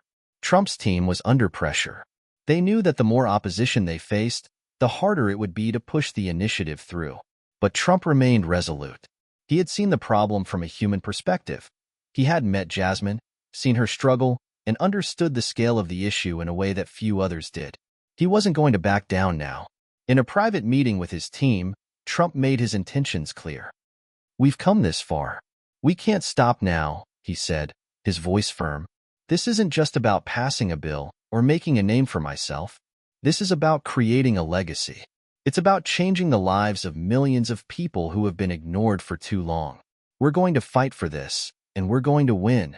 Trump's push for the self-sustaining communities continued to spark intense debate across the country. With Ben Harper's support and the backing of several major corporations, momentum was building. But it was far from a done deal. While there was significant public support for the initiative, powerful political and financial opponents were determined to halt its progress. In Washington, resistance remained strong, especially among conservative lawmakers who argued that the project was too costly and too risky. Despite these challenges, Trump was resolute. Every obstacle that appeared seemed to fuel his determination, and he pushed forward with unyielding resolve. The public's growing support meant that the pressure on Congress and local governments was increasing. The more people rallied behind his vision, the harder it became for detractors to dismiss the idea outright. But Trump knew that talk was not enough. He needed action. He needed to show the world that this wasn't just an idea, but a plan that could actually work. After months of planning, negotiations, and behind-the-scenes efforts, the first self-sustaining community was set to break ground in Philadelphia. This city, which had seen firsthand the impact of homelessness, was the perfect place to launch the pilot program. The neighborhood that had once been home to countless homeless families would now become the first test case for Trump's bold proposal. As the day of the groundbreaking ceremony approached, the atmosphere was electric. There was a palpable sense of anticipation in the air. Trump's team had carefully arranged the event, inviting key politicians, philanthropists, local business leaders, and journalists to witness the historic occasion. It was a moment that would go down in history, not just because it marked the start of a new community, but because it symbolized the beginning of a fundamental shift in how America approached homelessness. On the morning of the ceremony, Trump stood at the front of a large crowd gathered at the construction site. The air was thick with excitement, but also with a sense of uncertainty. Would the plan succeed? Would the self-sustaining community truly be the solution to the homeless crisis? Or was it just an optimistic dream? Trump, dressed in a sharp suit, stepped up to the podium with a confident smile. He looked out at the crowd, taking in the mix of faces, supporters, skeptics, reporters, and he felt a surge of pride. This was the moment he had been working toward for years. "My fellow Americans," Trump began, his voice ringing out across the crowd. Today marks the beginning of something special. Today, we start not just building homes, but building futures. We're laying the foundation for self-sustaining communities where people who have been ignored for far too long can rebuild their lives.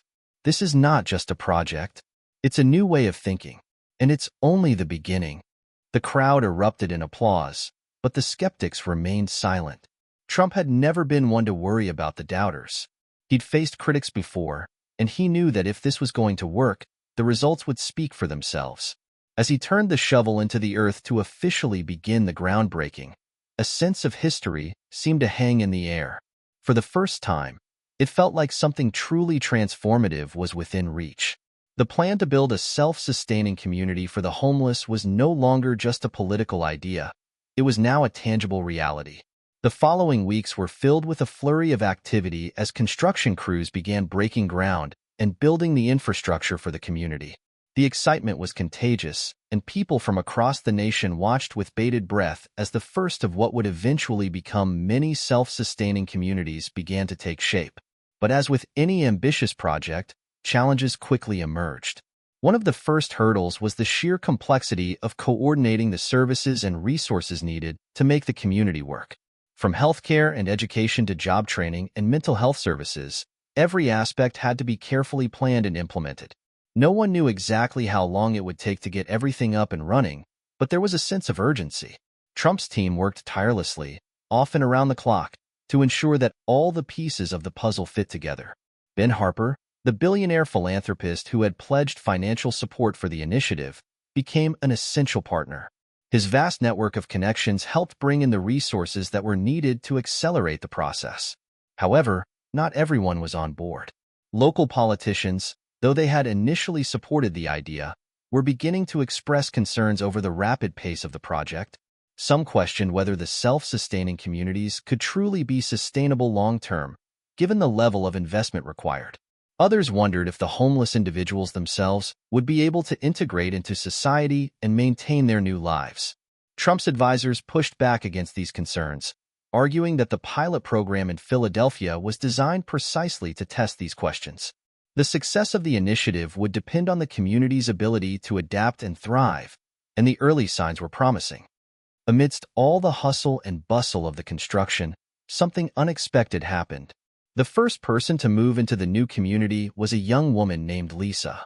Lisa had been homeless for nearly 5 years before she found her way to the self-sustaining community in Philadelphia. She was one of the first individuals to benefit from the new program, and her story quickly became a symbol of the potential success of the initiative. Lisa had lived on the streets for years, bouncing from shelter to shelter, struggling with addiction, and trying to escape the cycle of despair that had trapped her. But when she was offered a spot in the new community, she saw it as a chance to start over. The program provided her with a stable place to live, job training, and access to healthcare and mental health services. When Lisa arrived at the community for the first time, she was emotional. She had been through so much, and yet, here she was, standing at the threshold of a new beginning. Trump visited the site soon after Lisa had moved in. As he walked through the community, he could see the difference that the program was already making in people's lives. Lisa, standing outside her new home, was one of the first to greet him. "Mr. Trump," she said, her voice shaking, "thank you. I never thought I'd have a chance like this. This community has given me hope. I finally feel like I have a future." Trump was visibly moved. It was moments like these that reminded him why he had pushed so hard for the initiative in the first place. It was not about politics or power. It was about helping people like Lisa rebuild their lives. As he shook her hand, Trump smiled, realizing that the true measure of success would not be in the number of communities built, but in the number of lives transformed. Despite the success of the groundbreaking ceremony and the initial progress in Philadelphia, Trump knew the real work was just beginning. There were still so many challenges to overcome, and there was no guarantee that the self-sustaining community model would succeed on a large scale. But seeing the hope in Lisa's eyes, hearing her story, and witnessing the transformation that was already taking place, Trump knew that they were on the right path. As the project expanded to other cities across the country, the pressure on Trump and his team grew. Would they be able to replicate the success of Philadelphia? Could they overcome the political and financial hurdles that stood in their way? For Trump, the stakes had never been higher. This was more than just a political initiative. It was a chance to create lasting change, a chance to leave behind a legacy that would change the way America dealt with homelessness forever. And with each new community that broke ground, he felt more confident that they could achieve that goal. The road ahead was still long and uncertain, but for the first time in a long while, Trump felt a renewed sense of purpose. As Trump's vision for self-sustaining communities spread, the momentum seemed unstoppable. The groundbreaking ceremonies across the country signaled the beginning of a new era in how America would address homelessness. However, as with all large-scale projects, unforeseen challenges began to surface, testing not only the feasibility of the initiative, but also the very heart of the mission itself. The first significant hurdle was the logistical complexity of coordinating the services across multiple cities. What had worked in Philadelphia seemed less easily replicable in places with different local governments, infrastructures, and demographic issues. Every community, while similar in its overarching goals, required tailored solutions.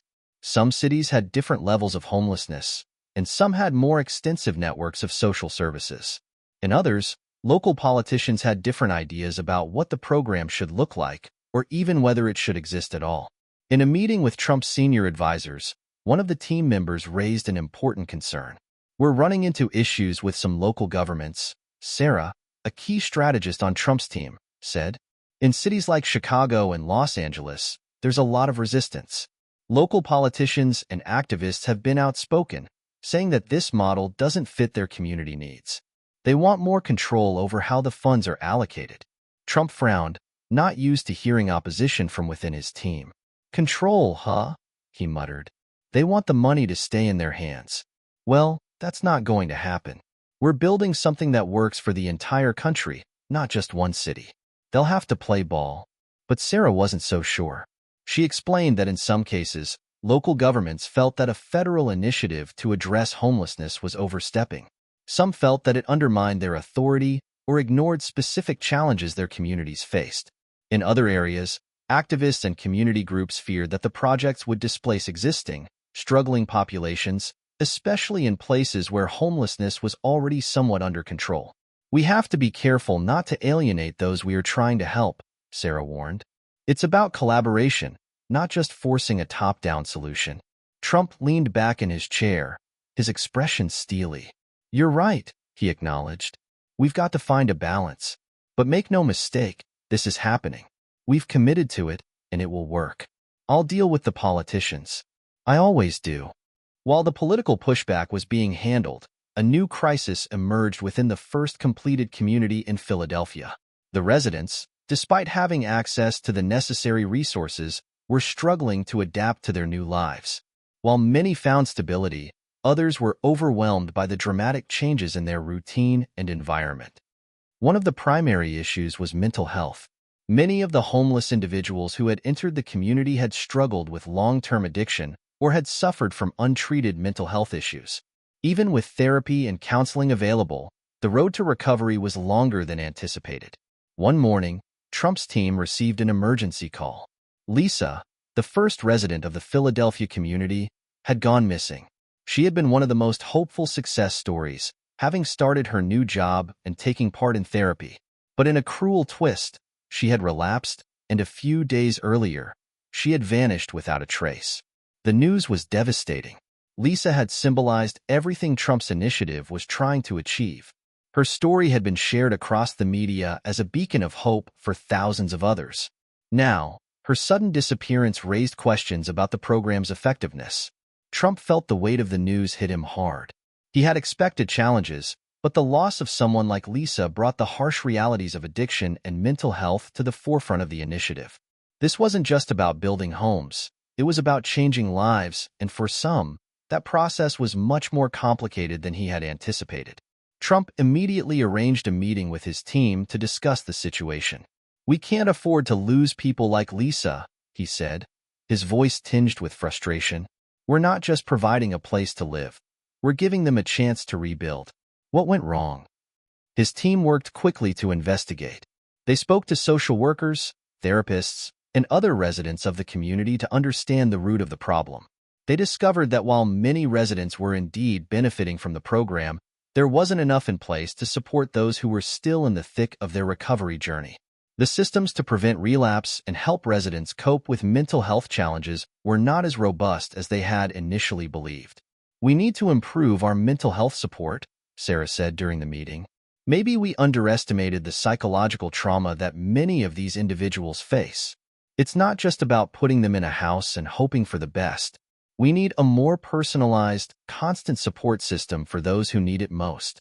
Trump nodded, realizing that the model had to evolve. He had always known that building homes wasn't the whole answer. He had expected some setbacks, but this was a stark reminder of the complexity of homelessness. "Let's make it work," Trump declared.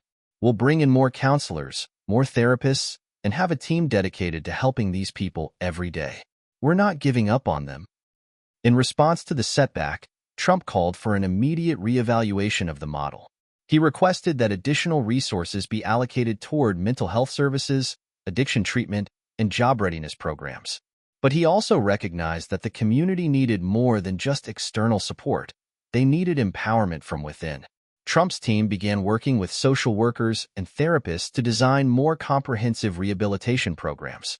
There were also plans to integrate mentorship programs that would pair residents with people who had successfully transitioned out of homelessness. These mentors would help guide individuals through the tough early stages of their new lives, offering advice, support, and encouragement when the road became too difficult. At the same time, the Philadelphia community began working on community-building initiatives to help residents bond and form support networks with each other. Group activities, from cooking classes to exercise sessions, became part of the daily routine. It was about creating a sense of belonging, not just a physical structure. The setbacks in Philadelphia served as a wake-up call, but they also reinforced Trump's belief in the vision. Though the obstacles were tough, he now had a clearer picture of the complexities involved.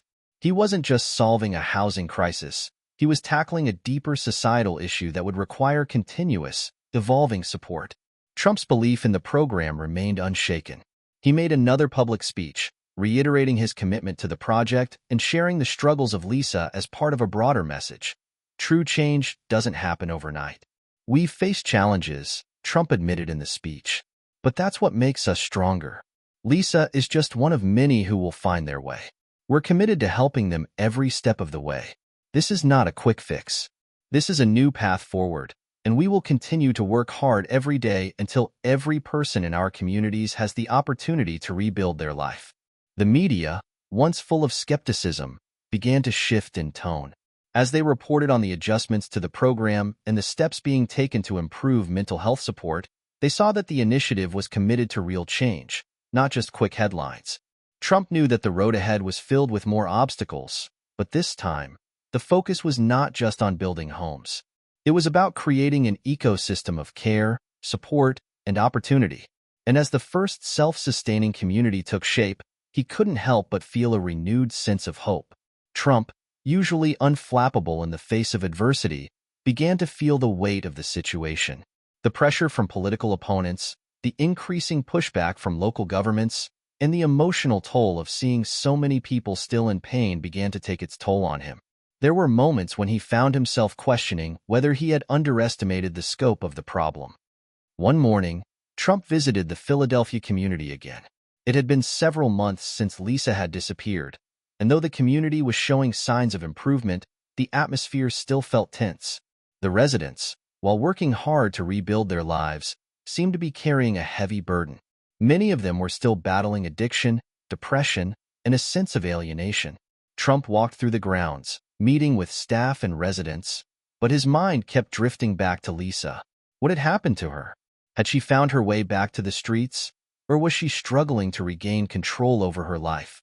He came across a group of residents sitting together in a courtyard.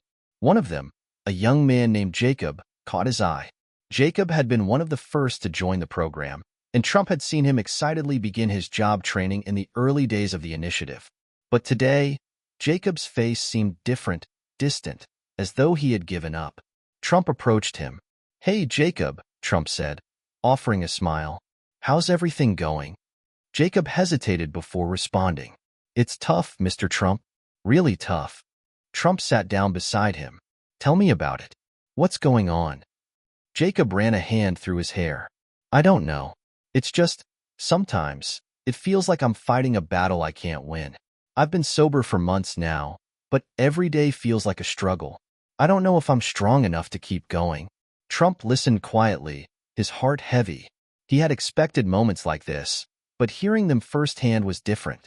Jacob's words echoed a painful truth. Recovery was not a straight path. It was filled with setbacks, doubts, and moments of despair. I know it's hard, Trump said after a long pause, but I also know that you're stronger than you think. And you're not alone in this.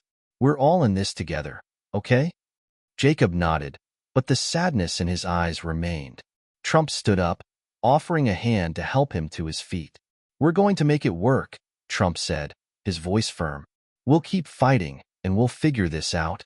As Trump walked away, he couldn't shake the feeling that something more needed to be done. It wasn't just about giving people homes. It was about giving them the strength to truly rebuild. He needed to dig deeper, find a solution that could help those like Jacob who were teetering on the edge. The next day, Trump met with his senior advisors to discuss the growing concerns and the struggles of the residents. He couldn't ignore the problem any longer. He knew that if they were to truly succeed, they needed a new approach, one that went beyond providing housing and job training. We're missing something, Trump said, pacing the room. We've given them the basics, housing, food, and jobs, but we haven't given them what they need to build a life. A real life. A purpose. He paused and looked at his team. What if we could bring in mentors? Not just for job training, but for life itself? People who've been through what they're going through, who can help guide them through the darkest parts of their journey.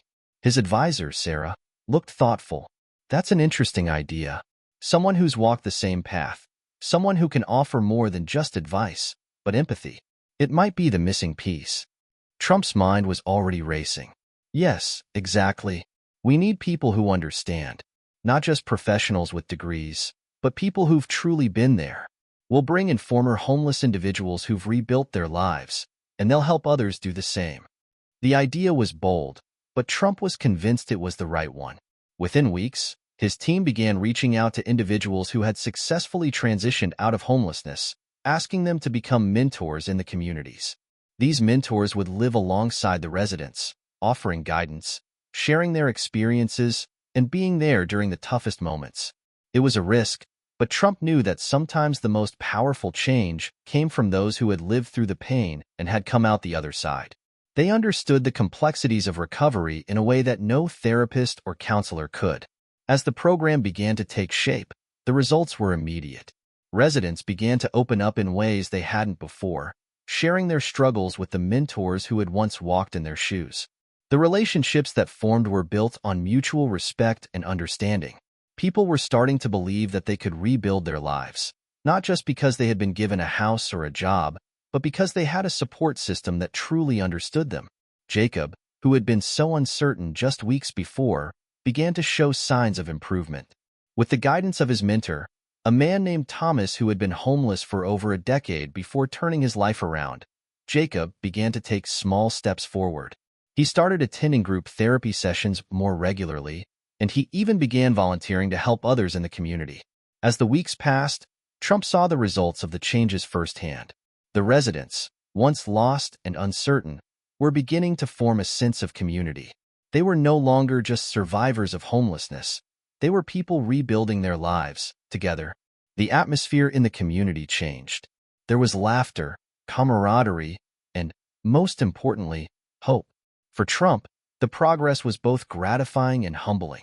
He had believed in the vision from the start, but now, seeing it come to life in a way that truly helped people filled him with pride. The initiative was still far from perfect, but it was evolving into something greater than he had imagined. With the mentorship program in full swing, the impact on the residents was becoming more noticeable each day. The once doubtful skeptics were slowly changing their tune, as more and more success stories began to emerge from the self-sustaining communities. The mentors were not only helping people rebuild their lives, they were showing them that change was possible. Trump's initiative had started to gain national attention again, but this time, the coverage was more positive. The media, which had questioned the project's viability only months ago, was now reporting on the success stories emerging from the program. News outlets shared inspiring tales of individuals who had turned their lives around, thanks to the guidance and support of their mentors. But Trump knew that this was only the beginning. The real work was in scaling the program, ensuring that this transformation could be replicated on a national scale. Trump had always prided himself on his ability to tackle the big picture, and now, as the self-sustaining communities began to show results, he turned his attention to expanding the initiative. He knew it couldn't be a simple matter of creating more housing units. The solution needed to go deeper, involving local governments, businesses, and communities in a more collaborative effort.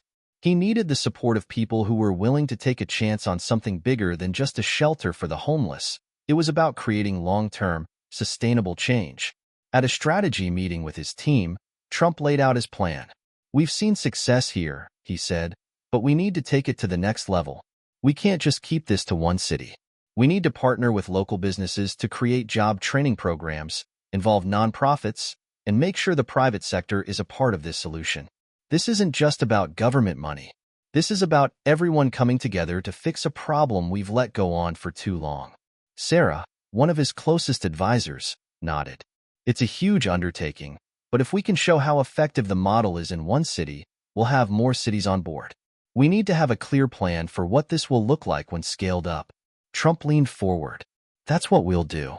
We'll work with local leaders, get the community involved, and make sure we have the resources. We're going to prove that this can work everywhere." One of the first steps Trump's team took in scaling the initiative was reaching out to corporate partners. It was no secret that many businesses had made public commitments to corporate social responsibility, but now Trump was asking them to take that commitment to the next level by offering real jobs and training opportunities to those transitioning out of homelessness. At a corporate summit, Trump took the stage in front of a room full of influential business leaders. He knew this was a crucial moment for the program's future. "Ladies and gentlemen, we're here today because we share one simple belief: people can change. And sometimes, all it takes is the opportunity to do so. The work we're doing with the self-sustaining communities is not just about providing housing. It's about building lives. It's about creating opportunities for people who have been left behind, giving them a chance to succeed." He paused, making eye contact with several business leaders in the crowd. "I'm asking you to step up and partner with us. Offer training, create jobs, and most importantly, invest in the future of these communities. Together, we can change the game. We can turn this into something that helps not just the homeless, but the entire economy." The response was overwhelming. Dozens of companies pledged to offer training programs, internships, and permanent positions to individuals coming out of the self-sustaining communities. Some even offered to invest in the development of new housing units and job programs, seeing this as an opportunity to make a lasting impact. While Trump's initiative gained momentum, not everyone was on board. The political opposition grew louder, particularly from those who felt the program was too reliant on private businesses and not enough on direct government aid. Critics argued that the initiative was a cover for corporate interests and that it didn't do enough to address the root causes of homelessness, like mental health and addiction, in a comprehensive way. Trump, always prepared for a fight, responded in typical fashion, head-on. "We're not relying solely on private business," he said in a press conference. "What we're doing is bringing people together to fix a problem that has been ignored for far too long. This is about giving people a future, not just a handout. The government, businesses, nonprofits, and the people themselves need to work together." He also emphasized the success stories coming from the program. "Just look at the progress we're seeing. These are not just empty promises. These are real people who are rebuilding their lives. You can't ignore that." While the critics were still vocal, there was a noticeable shift in the conversation. More and more political leaders, even some who had initially opposed the initiative, began to see the value in what Trump was doing. As the program expanded to new cities, the effects began to ripple outward. Communities that had once struggled with high levels of homelessness and crime started to see positive changes. The job training programs were a major success, with former residents of the self-sustaining communities being hired in local businesses, some of them even becoming mentors themselves. In Chicago, a partnership between the initiative and a large local tech company led to the creation of a coding boot camp for homeless individuals. The boot camp not only provided job training but also offered scholarships for those who completed the program, giving them a stepping stone into the tech industry. The success stories coming out of that program were nothing short of remarkable, with graduates finding stable, well-paying jobs and offering their own mentorship to others in need. As success stories multiplied, the national conversation about homelessness began to shift. No longer was it just an issue of providing shelter, it was about breaking the cycle of poverty, addiction, and despair. People began to realize that real change was possible, but it required a multifaceted approach, one that involved everyone working together. With the expansion moving forward, Trump took a step back to reflect on how far the program had come. What had started as a seemingly impossible idea, a solution to homelessness that integrated housing, job training, and mental health support, was beginning to reshape communities across the country. Yet, even as progress was made, Trump knew there was still much work to be done. The vision wasn't complete. He stood on the steps of the newly completed community center in Detroit, the latest city to benefit from the program's expansion. We've come a long way, but we're just getting started. We're not done until every person who wants to turn their life around has the opportunity to do so. This is just the beginning of something that will change the future of America. The crowd cheered, and Trump felt a renewed sense of purpose. There were still many battles ahead, but this time, the momentum was in their favor. The ripple effect was no longer just a hopeful idea. It was becoming a reality, and the world was beginning to see it. Months passed, and the program continued to grow. Cities across the nation were now on board, and the transformation in the lives of thousands of individuals was undeniable. But with progress came new challenges, and as the initiative expanded, so did the pressure to maintain its success. Trump knew that there would always be hurdles, but the scope of this one felt different. As winter set in, the challenges of managing large-scale homeless rehabilitation programs became more apparent. The cold months were always a difficult time for those living on the streets, but now, with the expanded communities, the pressure to maintain the initiative's momentum became overwhelming. Cold weather was causing a significant rise in health-related issues within the self-sustaining communities, respiratory problems, hypothermia, and other illnesses, and local healthcare providers were stretched thin. Trump's office received numerous reports about how critical the situation was.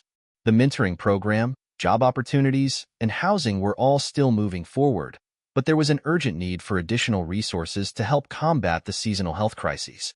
Hospitals were running out of room, and many residents were getting sick despite the team's best efforts. Sarah, one of Trump's most trusted advisors, brought him the latest figures in a meeting one morning. "Mr. Trump, we've got a real issue. As the cold weather hits, we've seen a spike in sickness among the communities. It's causing stress across the board. Our health infrastructure is already struggling to keep up. We need a plan to address this quickly, or we risk losing the progress we've made." Trump rubbed his temples, feeling the weight of the responsibility that had always rested on his shoulders, but never as heavily as now. "We've fought for these people. We can't let them down. What can we do?" Sarah's face was serious. "We could partner with healthcare providers to build mobile clinics that travel between the communities to provide healthcare. It won't solve everything, but it will be a step towards stabilizing things before they escalate." Trump nodded, taking in the suggestion. "Let's do it. No one's going to be left behind." As the team scrambled to implement this new measure, an unexpected ally stepped forward. A well-known nonprofit organization, one focused on health and wellness for low-income communities, offered their support.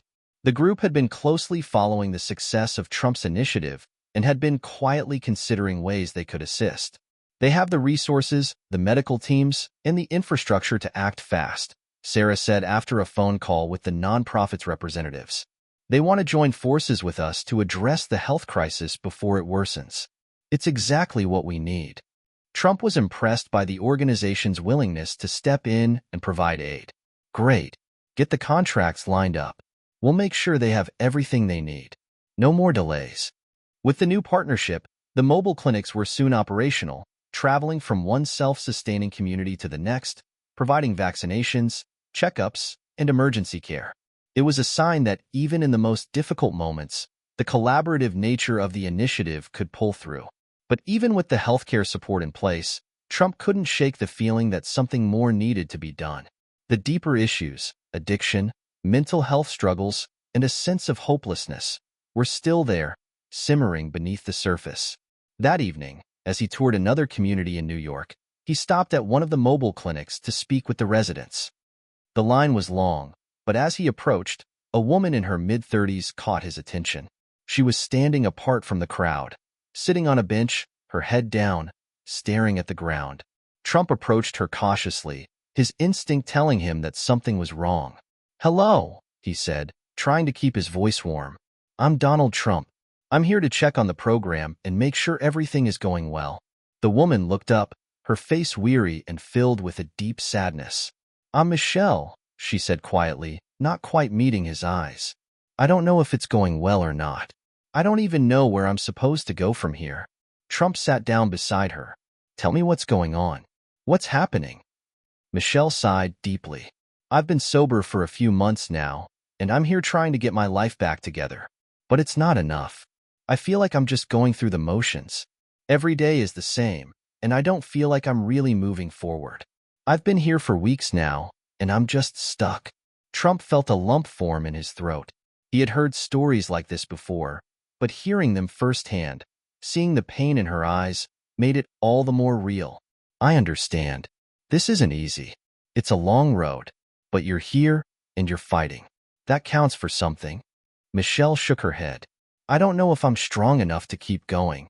Trump paused for a moment, reflecting on her words. He had always believed that the key to overcoming obstacles was resilience, but he also knew that resilience alone wasn't always enough. Sometimes, people needed more than just encouragement. They needed action. "You don't have to do it alone," Trump said gently.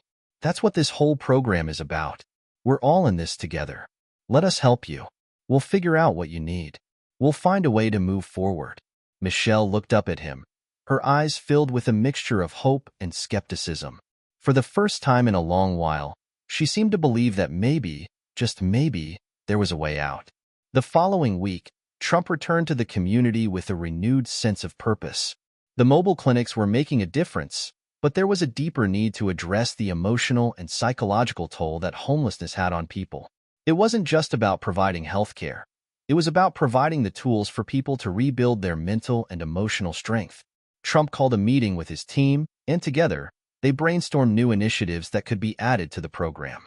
The idea of creating more comprehensive mental health support, including therapy sessions, group counseling, and support networks, gained immediate traction.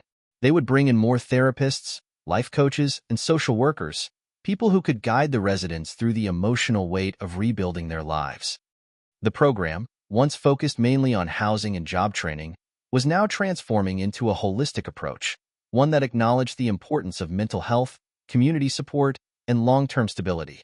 But the progress was slow, and the road ahead was still filled with obstacles.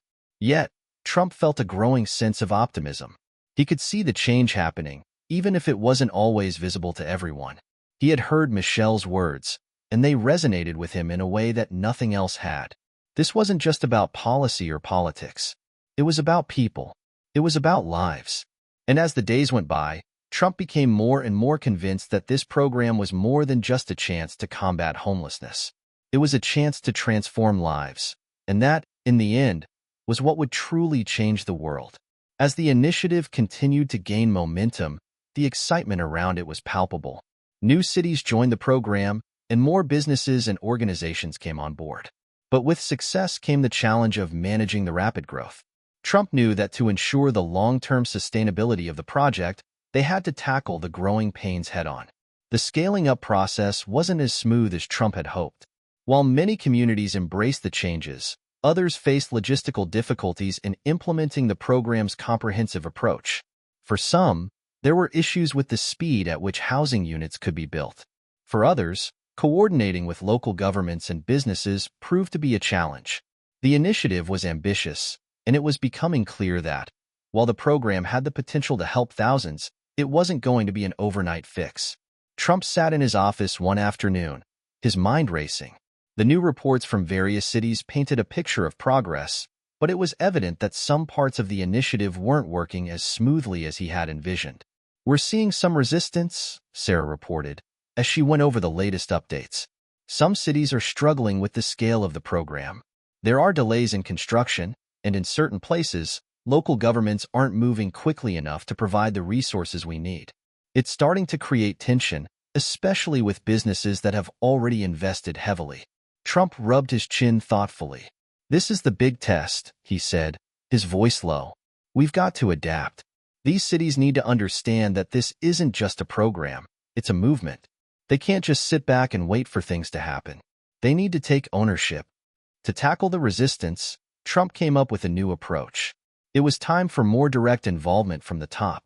He called for a series of meetings with city leaders, local businesses, and key stakeholders. This time, he wasn't just going to rely on reports from his team. He needed to hear firsthand what was working, what wasn't, and what was missing from the equation. He flew to several key cities, meeting with mayors, governors, and local business leaders. His goal was to rally them behind the cause, ensuring that everyone understood the importance of their involvement. The program couldn't succeed if it was just a top-down initiative. It had to be a community effort. At a meeting in Phoenix, Trump stood at the front of a crowded conference room, speaking directly to the local leaders. "This is about our future," he said, his voice firm but calm. "We are facing a crisis that has gone on for too long. These aren't just numbers on a page. These are people. We can't afford to sit idly by and hope things change. We have to act. We need all hands on deck. I'm asking you to step up and help lead this effort." There was a pause in the room as the leaders took in his words. Then, slowly, one by one, they began to speak up, offering their support. Some of them voiced concerns about funding and resources, but Trump assured them that he would work with them to secure the necessary support. After the meeting, one of the local business owners approached him. "I'm on board, Trump. We'll make this work. We have to." Trump smiled, feeling a renewed sense of determination. "Thank you. That's what we need. It's about all of us working together. Let's make this happen." During one of his visits to a self-sustaining community in Chicago, Trump had a conversation with a former resident, Michael, who had gone through the program and turned his life around. Michael had once been homeless, struggling with addiction, but now he had a steady job and was living in one of the newly built housing units. He was now working as a mentor for others in the community, showing them that it was possible to rebuild. "I'll tell you what, Mr. Trump," Michael said as they sat in the community center. "This program saved my life. It wasn't just the housing or the job. It was the people. People who cared, people who believed I could do it. That made all the difference." Trump listened intently, nodding as Michael spoke. "I'm glad to hear that," he replied. "This program is meant to give people like you a chance to show the world what you're capable of." Michael smiled. "I wasn't always capable, but this program gave me the space to grow. I'm living proof that it works." Trump felt a pang of emotion at hearing those words. For all the business and political strategies, this was what mattered the most: the real, tangible impact the program was having on people's lives. "I'm proud of you, Michael," Trump said, his voice sincere. "And I'm proud of what you're doing here. You're showing others that it's possible." Back in his office, Trump reflected on the conversations he had with Michael and the other residents he had met during his visits. The personal stories were the most powerful part of the initiative. They weren't just statistics, they were real people, each with their own journey. And the more he thought about it, the more he realized that the real challenge ahead wasn't just about the logistics or the resistance. It was about keeping those personal connections at the forefront of the movement. He knew that, no matter how much support the program got, if it lost sight of the people at its heart, it would fail. The initiative had to remain personal, human-centered, and community-driven. One evening, as Trump walked through the newly established community in Chicago, he paused by a small playground where a group of children were playing. The scene was a far cry from the days when these streets had been filled with homelessness and despair. There was laughter in the air now, laughter that had been missing for too long. He watched as a young girl ran past him, a bright smile on her face. She was part of a family that had been taken in by the program, and as Trump observed her, he saw something that gave him hope. She was free from the weight of uncertainty and fear that had once defined her life. "I did it for them," Trump whispered to himself. "I did it for people like her. For families. for a future where this doesn't have to happen again. Trump knew that there would be challenges ahead. The program was still in its infancy, and there was no guarantee of success. But as he stood there, watching the children play and hearing the laughter echoing around him, he felt a sense of hope. The fight was far from over, but it was one he was willing to see through to the end. And as the sun began to set over the community, casting a warm glow over the new buildings, Trump felt confident that the vision he had started with, the vision of a nation where homelessness could be eradicated and every person had a chance to rebuild, was more achievable than ever before. The struggle was real, but the possibility of a brighter future was within reach. As the initiative continued to make waves across the country, it began to attract not just supporters, but also vocal critics. With any major change, there would always be those who disagreed with the methods, the goals, or even the very idea itself. Trump knew this reality all too well. He had faced opposition his entire career. But this was different. This was about people's lives. And that made the opposition sting just a little bit more. The first signs of opposition came from some corners of the media. News outlets that had once praised the program began questioning its long-term viability. Some anchors and reporters highlighted the program's growing costs, with a few speculating that the initiative would soon become unsustainable. Others criticized the way the self-sustaining communities were set up, claiming that some cities were simply using the program as a temporary solution rather than tackling the root causes of homelessness. On the political side, certain lawmakers, particularly those who had always been skeptical of Trump's policies, began to speak out.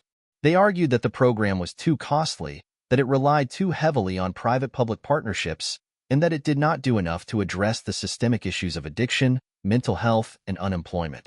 Trump's political opponents seized on these criticisms, using them to fuel a broader campaign against the program. They claimed that the initiative was little more than a Band-Aid solution, masking the real issues that caused homelessness. Sarah watched the media reports carefully, knowing that this was coming. "The critics are starting to gain traction," she said one evening. "We need to come up with a response. The public is paying attention, and the narrative is starting to shift." Trump leaned back in his chair, his hands steepled in front of him. "I knew the pushback would come. It's always been part of the game. But they're not seeing the bigger picture. We've got lives changing here, Sarah. I'm not backing down from this." In response to the growing criticism, Trump decided to take a more direct approach. He knew that speeches and press conferences wouldn't be enough to change the narrative. This time, he would focus on results, the very thing that his critics could not deny. The goal was clear: show the critics that the program wasn't just working in the short term. It was transforming lives for the long haul. Trump called for a series of public events, bringing real-life success stories to the forefront.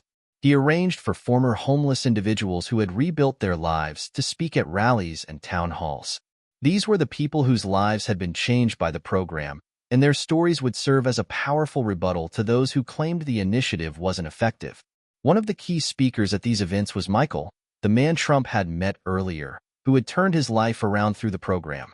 Michael spoke passionately about how the initiative had given him the tools to break free from addiction, regain his self-respect, and rebuild his life. He spoke about his job, his family, and his new role as a mentor to others in the community. "Before this program, I didn't think I had a future. But now, I'm living proof that change is possible," Michael told the crowd at one of the rallies. Trump stood beside him, beaming with pride as Michael's words resonated with the audience.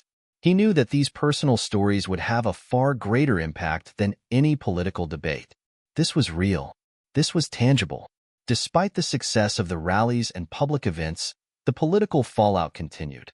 A group of senators, led by a vocal critic of the initiative, Senator Thompson, began to rally their colleagues to propose new legislation aimed at cutting federal funding for the program. They argued that the money should be redirected into other areas, like mental health services and drug addiction treatment, rather than continuing to fund the expansion of the self-sustaining communities. "We're pouring money into a broken system," Senator Thompson stated during a press conference. "What this program fails to address is the root cause of homelessness, the lack of affordable housing and mental health services. If we really want to make a difference, we need to tackle those issues head-on, not just create temporary housing units and job programs." The criticisms were harsh, and Trump could feel the pressure mounting. But rather than retreating from the challenge, he decided to face it head-on. In a televised address, Trump delivered a direct message to his critics. He acknowledged the concerns raised about the program's costs and scope, but he didn't back down from his vision. "We're not here to put a Band-Aid on a problem," Trump said, looking into the camera with unwavering confidence. "We're here to solve it. What we're doing is creating lasting change." The self-sustaining communities are not just shelters. They're homes. They're places where people can heal, find stability, and rebuild their futures. And let me tell you something. If you want to fix homelessness, you don't do it by just throwing money at it. You do it by giving people the tools they need to rebuild their lives. Trump's words were met with mixed reactions. Supporters cheered him on, but the critics only grew louder, insisting that his approach was misguided and short-sighted. Yet, despite the growing opposition, Trump remained resolute. He knew that change didn't come without resistance. He had faced challenges before, and this would be no different. The turning point came when an investigative journalist, known for her critical stance on Trump's policies, published an in-depth piece that highlighted the positive outcomes of the program. She had initially been skeptical, but after spending time in the self-sustaining communities, speaking with residents and social workers, she was forced to change her perspective. "The impact is real," she wrote in her article. "What I saw was more than just a temporary fix. It was a transformation. People who had been living on the streets for years are now employed, housed, and thriving. I spoke to several residents who told me they never thought they'd have a second chance. The system isn't perfect, but it's a start, and for many, it's the only start they've had in years." The article, which quickly went viral, helped shift the narrative. Public opinion began to swing in Trump's favor as more and more people saw the results for themselves. The critics were still vocal, but the voices of those who had benefited from the program began to drown out the opposition. In the wake of the article's publication, cities and states that had initially hesitated to join the program began to sign on. Local governments saw the potential for positive change in their own communities, and the pressure on lawmakers to support the program grew. Trump's plan was becoming a nationwide movement, one that could not be ignored. But Trump wasn't done yet. He knew that the program's success depended on more than just the positive press and political support. It depended on the everyday lives of the people it was meant to help. He was determined to ensure that the initiative didn't just remain a series of speeches and headlines, but a true transformation that reached the people who needed it most. As the initiative continued to grow and evolve, Trump kept his focus on the individuals who were at the heart of the program. The battle was far from over, but with each victory, he felt closer to making the change he had set out to create. The battle for the future of the program had reached a fever pitch. With critics continuing to voice concerns and political pressure mounting, Trump knew the next phase of the initiative would be the ultimate test. The stakes were high, not just for him, but for the thousands of people whose lives depended on the success of the program. It wasn't just about politics anymore. It was about hope, survival, and change. And that made the situation all the more personal. In the midst of the ongoing debate, something happened that would change the course of the initiative. It came in the form of a single, unexpected encounter. One afternoon, as Trump was walking through one of the newly established self-sustaining communities in New York, he was approached by a woman who had been part of the program. Her name was Rachel, and she was in her early 30s, with a young daughter by her side. Rachel had lived on the streets for years, battling addiction and homelessness, until the program gave her a chance at a new life. Rachel was different from the others Trump had met. She wasn't a polished public speaker, nor was she someone with a perfectly rehearsed story. She was simply a mother, tired, but filled with a quiet strength. Her daughter clung to her side, wide-eyed but hopeful, a sharp contrast to the desperate child Trump had seen in the homeless shelters. "Mr. Trump," Rachel said, her voice a little shaky but filled with determination, "I just wanted to thank you for giving me and my daughter a chance." Trump paused, sensing the weight of her words. He had heard the success stories before, but something about Rachel's story resonated deeply with him. He listened as she spoke of the years she had spent on the streets, the struggles with addiction, and the hopelessness she had felt. But then, she spoke of the moment she was given a bed in one of the program's housing units and how that simple act of kindness had ignited a transformation in her life. "It wasn't just the roof over our heads," Rachel said, her eyes meeting his. It was the belief that someone cared, that I wasn't invisible anymore. This program didn't just give me a place to sleep. It gave me back my dignity. Trump's heart swelled with emotion as Rachel continued to speak. Her daughter, who had been silent until now, suddenly spoke up. "Mom, can we stay here forever?" Rachel looked down at her daughter, her eyes brimming with unshed tears. "Yes, sweetheart. Forever." It was a moment that hit Trump harder than any political debate or criticism ever could. In that instant, he realized just how much this program was changing lives, not just in terms of providing housing, but in restoring a sense of worth and belonging to those who had been forgotten by society. Rachel's words stayed with Trump long after their encounter. He understood, perhaps for the first time, the true weight of what was at stake. This wasn't just about fighting political battles or winning arguments with critics. It was about real people, people like Rachel and her daughter, who had been given a new chance at life. And that was something he couldn't back down from. Determined to keep the momentum going, Trump pushed forward with his plan for national expansion.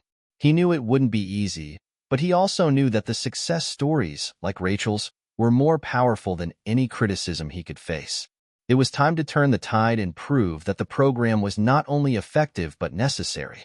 Trump called for a new series of meetings with key stakeholders, governors, mayors, local business leaders, and community activists. He knew that expanding the program required buy-in from everyone. He couldn't do it alone. This had to be a collective effort. At one such meeting, Trump stood at the front of a packed room, his voice firm but filled with the passion he had gained from his personal encounters. This program is about more than just providing housing. It's about giving people hope. It's about showing them that they matter, he said.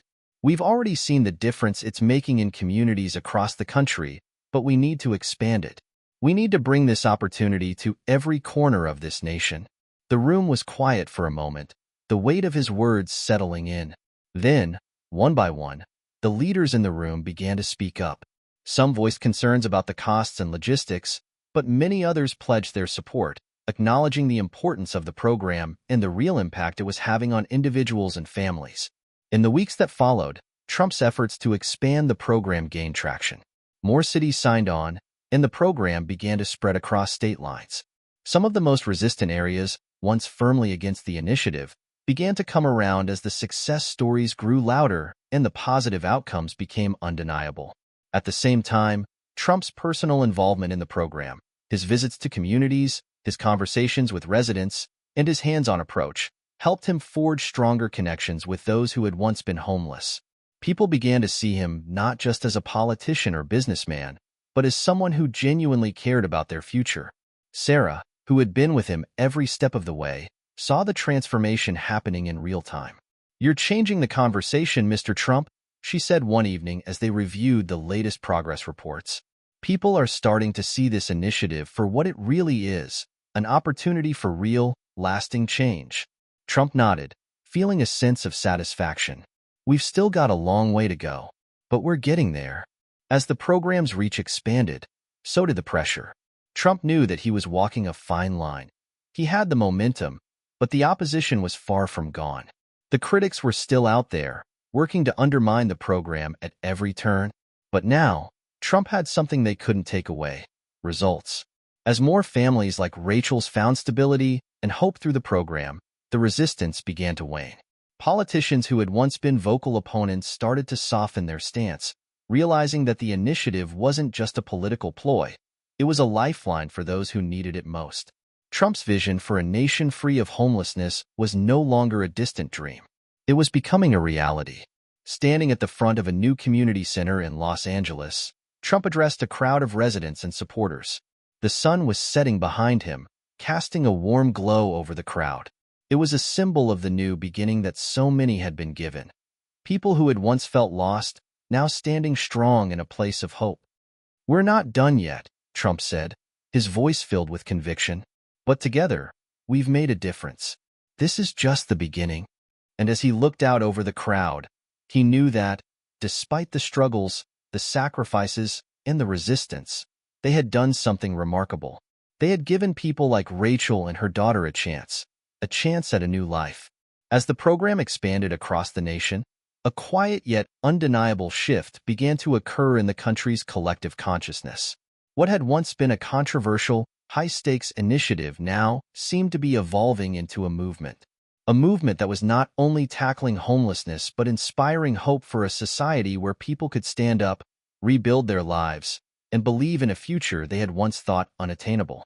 But with growth came scrutiny. The world was now watching, and no matter how well things seemed to be going, there would always be questions, doubters, and unforeseen challenges.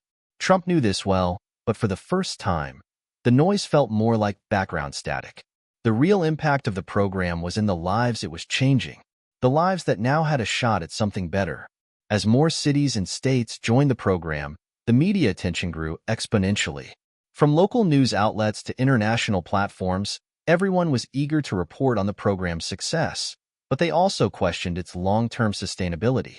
Headlines ranged from Trump's homeless initiative, a national success story, to the high costs of Trump's homeless initiative. Can it last? There was no denying that it had captured the public's imagination, but the question of whether it could truly be a permanent solution loomed large. Trump was ready for this. He had been on the world stage before, but this was different. He wasn't just defending a policy. He was defending the future of countless individuals whose lives depended on this new approach. One morning, an invitation came through. An international summit was being held in Geneva, and Trump had been asked to speak on the success of his homelessness initiative.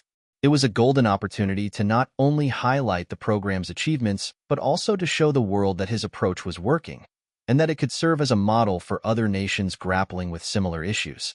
The summit was filled with heads of state, philanthropists, and experts from around the world, all gathered to discuss solutions for global challenges. The topic of homelessness had come up repeatedly, and now Trump had the chance to be a part of that conversation. Arriving in Geneva, Trump was greeted by a mix of reporters and diplomats eager to hear his perspective. He knew that this was his chance to shift the global narrative, to prove that the United States was leading the charge on one of the most persistent issues facing the modern world. Standing in front of the crowd, Trump took the stage, his usual confidence bolstered by the results he had seen firsthand. He began by acknowledging the difficulty of the task at hand. Homelessness is not a problem that can be solved overnight, Trump said. It's not about just building shelters, it's about building futures. That's what we've done with this program. We've given people not just a place to live, but a place to thrive. The room listened intently as Trump shared success stories, individuals who had gone from living on the streets to having stable jobs, families, and homes of their own. He spoke about the partnerships between local governments and businesses, and how the initiative had grown far beyond anything he had imagined. We've learned that we need more than just policies. We need a change in mindset. We need to see these individuals for who they are, not just as statistics, but as people with potential. But Trump also made it clear that there was still work to be done. He acknowledged that the program had its flaws and that not every person who entered the system was able to fully recover. However, he emphasized that the program was a start, a step in the right direction. Do we have all the answers? No, but we have hope. And sometimes that's all a person needs. The speech was met with applause from many in the room. Journalists began to write about the initiative's potential to inspire similar efforts in other countries.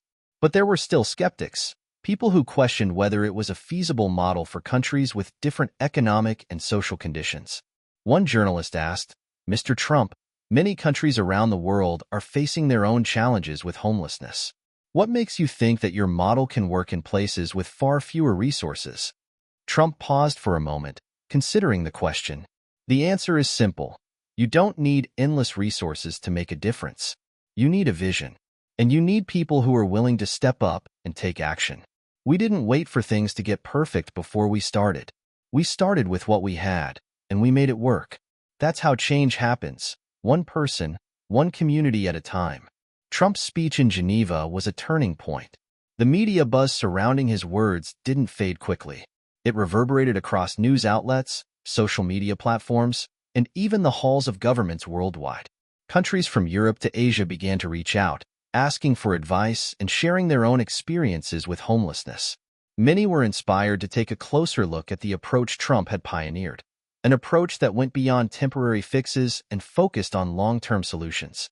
In the months that followed, Several nations implemented pilot versions of similar programs, working to adapt the model to their own unique challenges.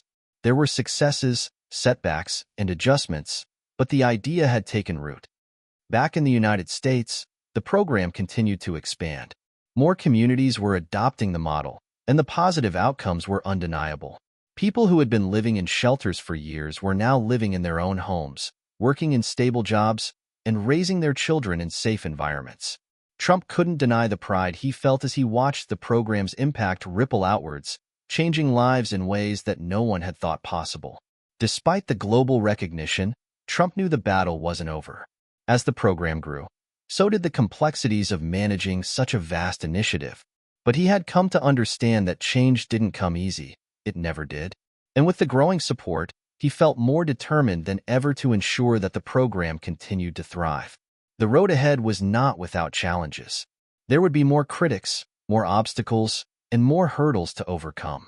But for Trump, the journey had never been about avoiding difficulties.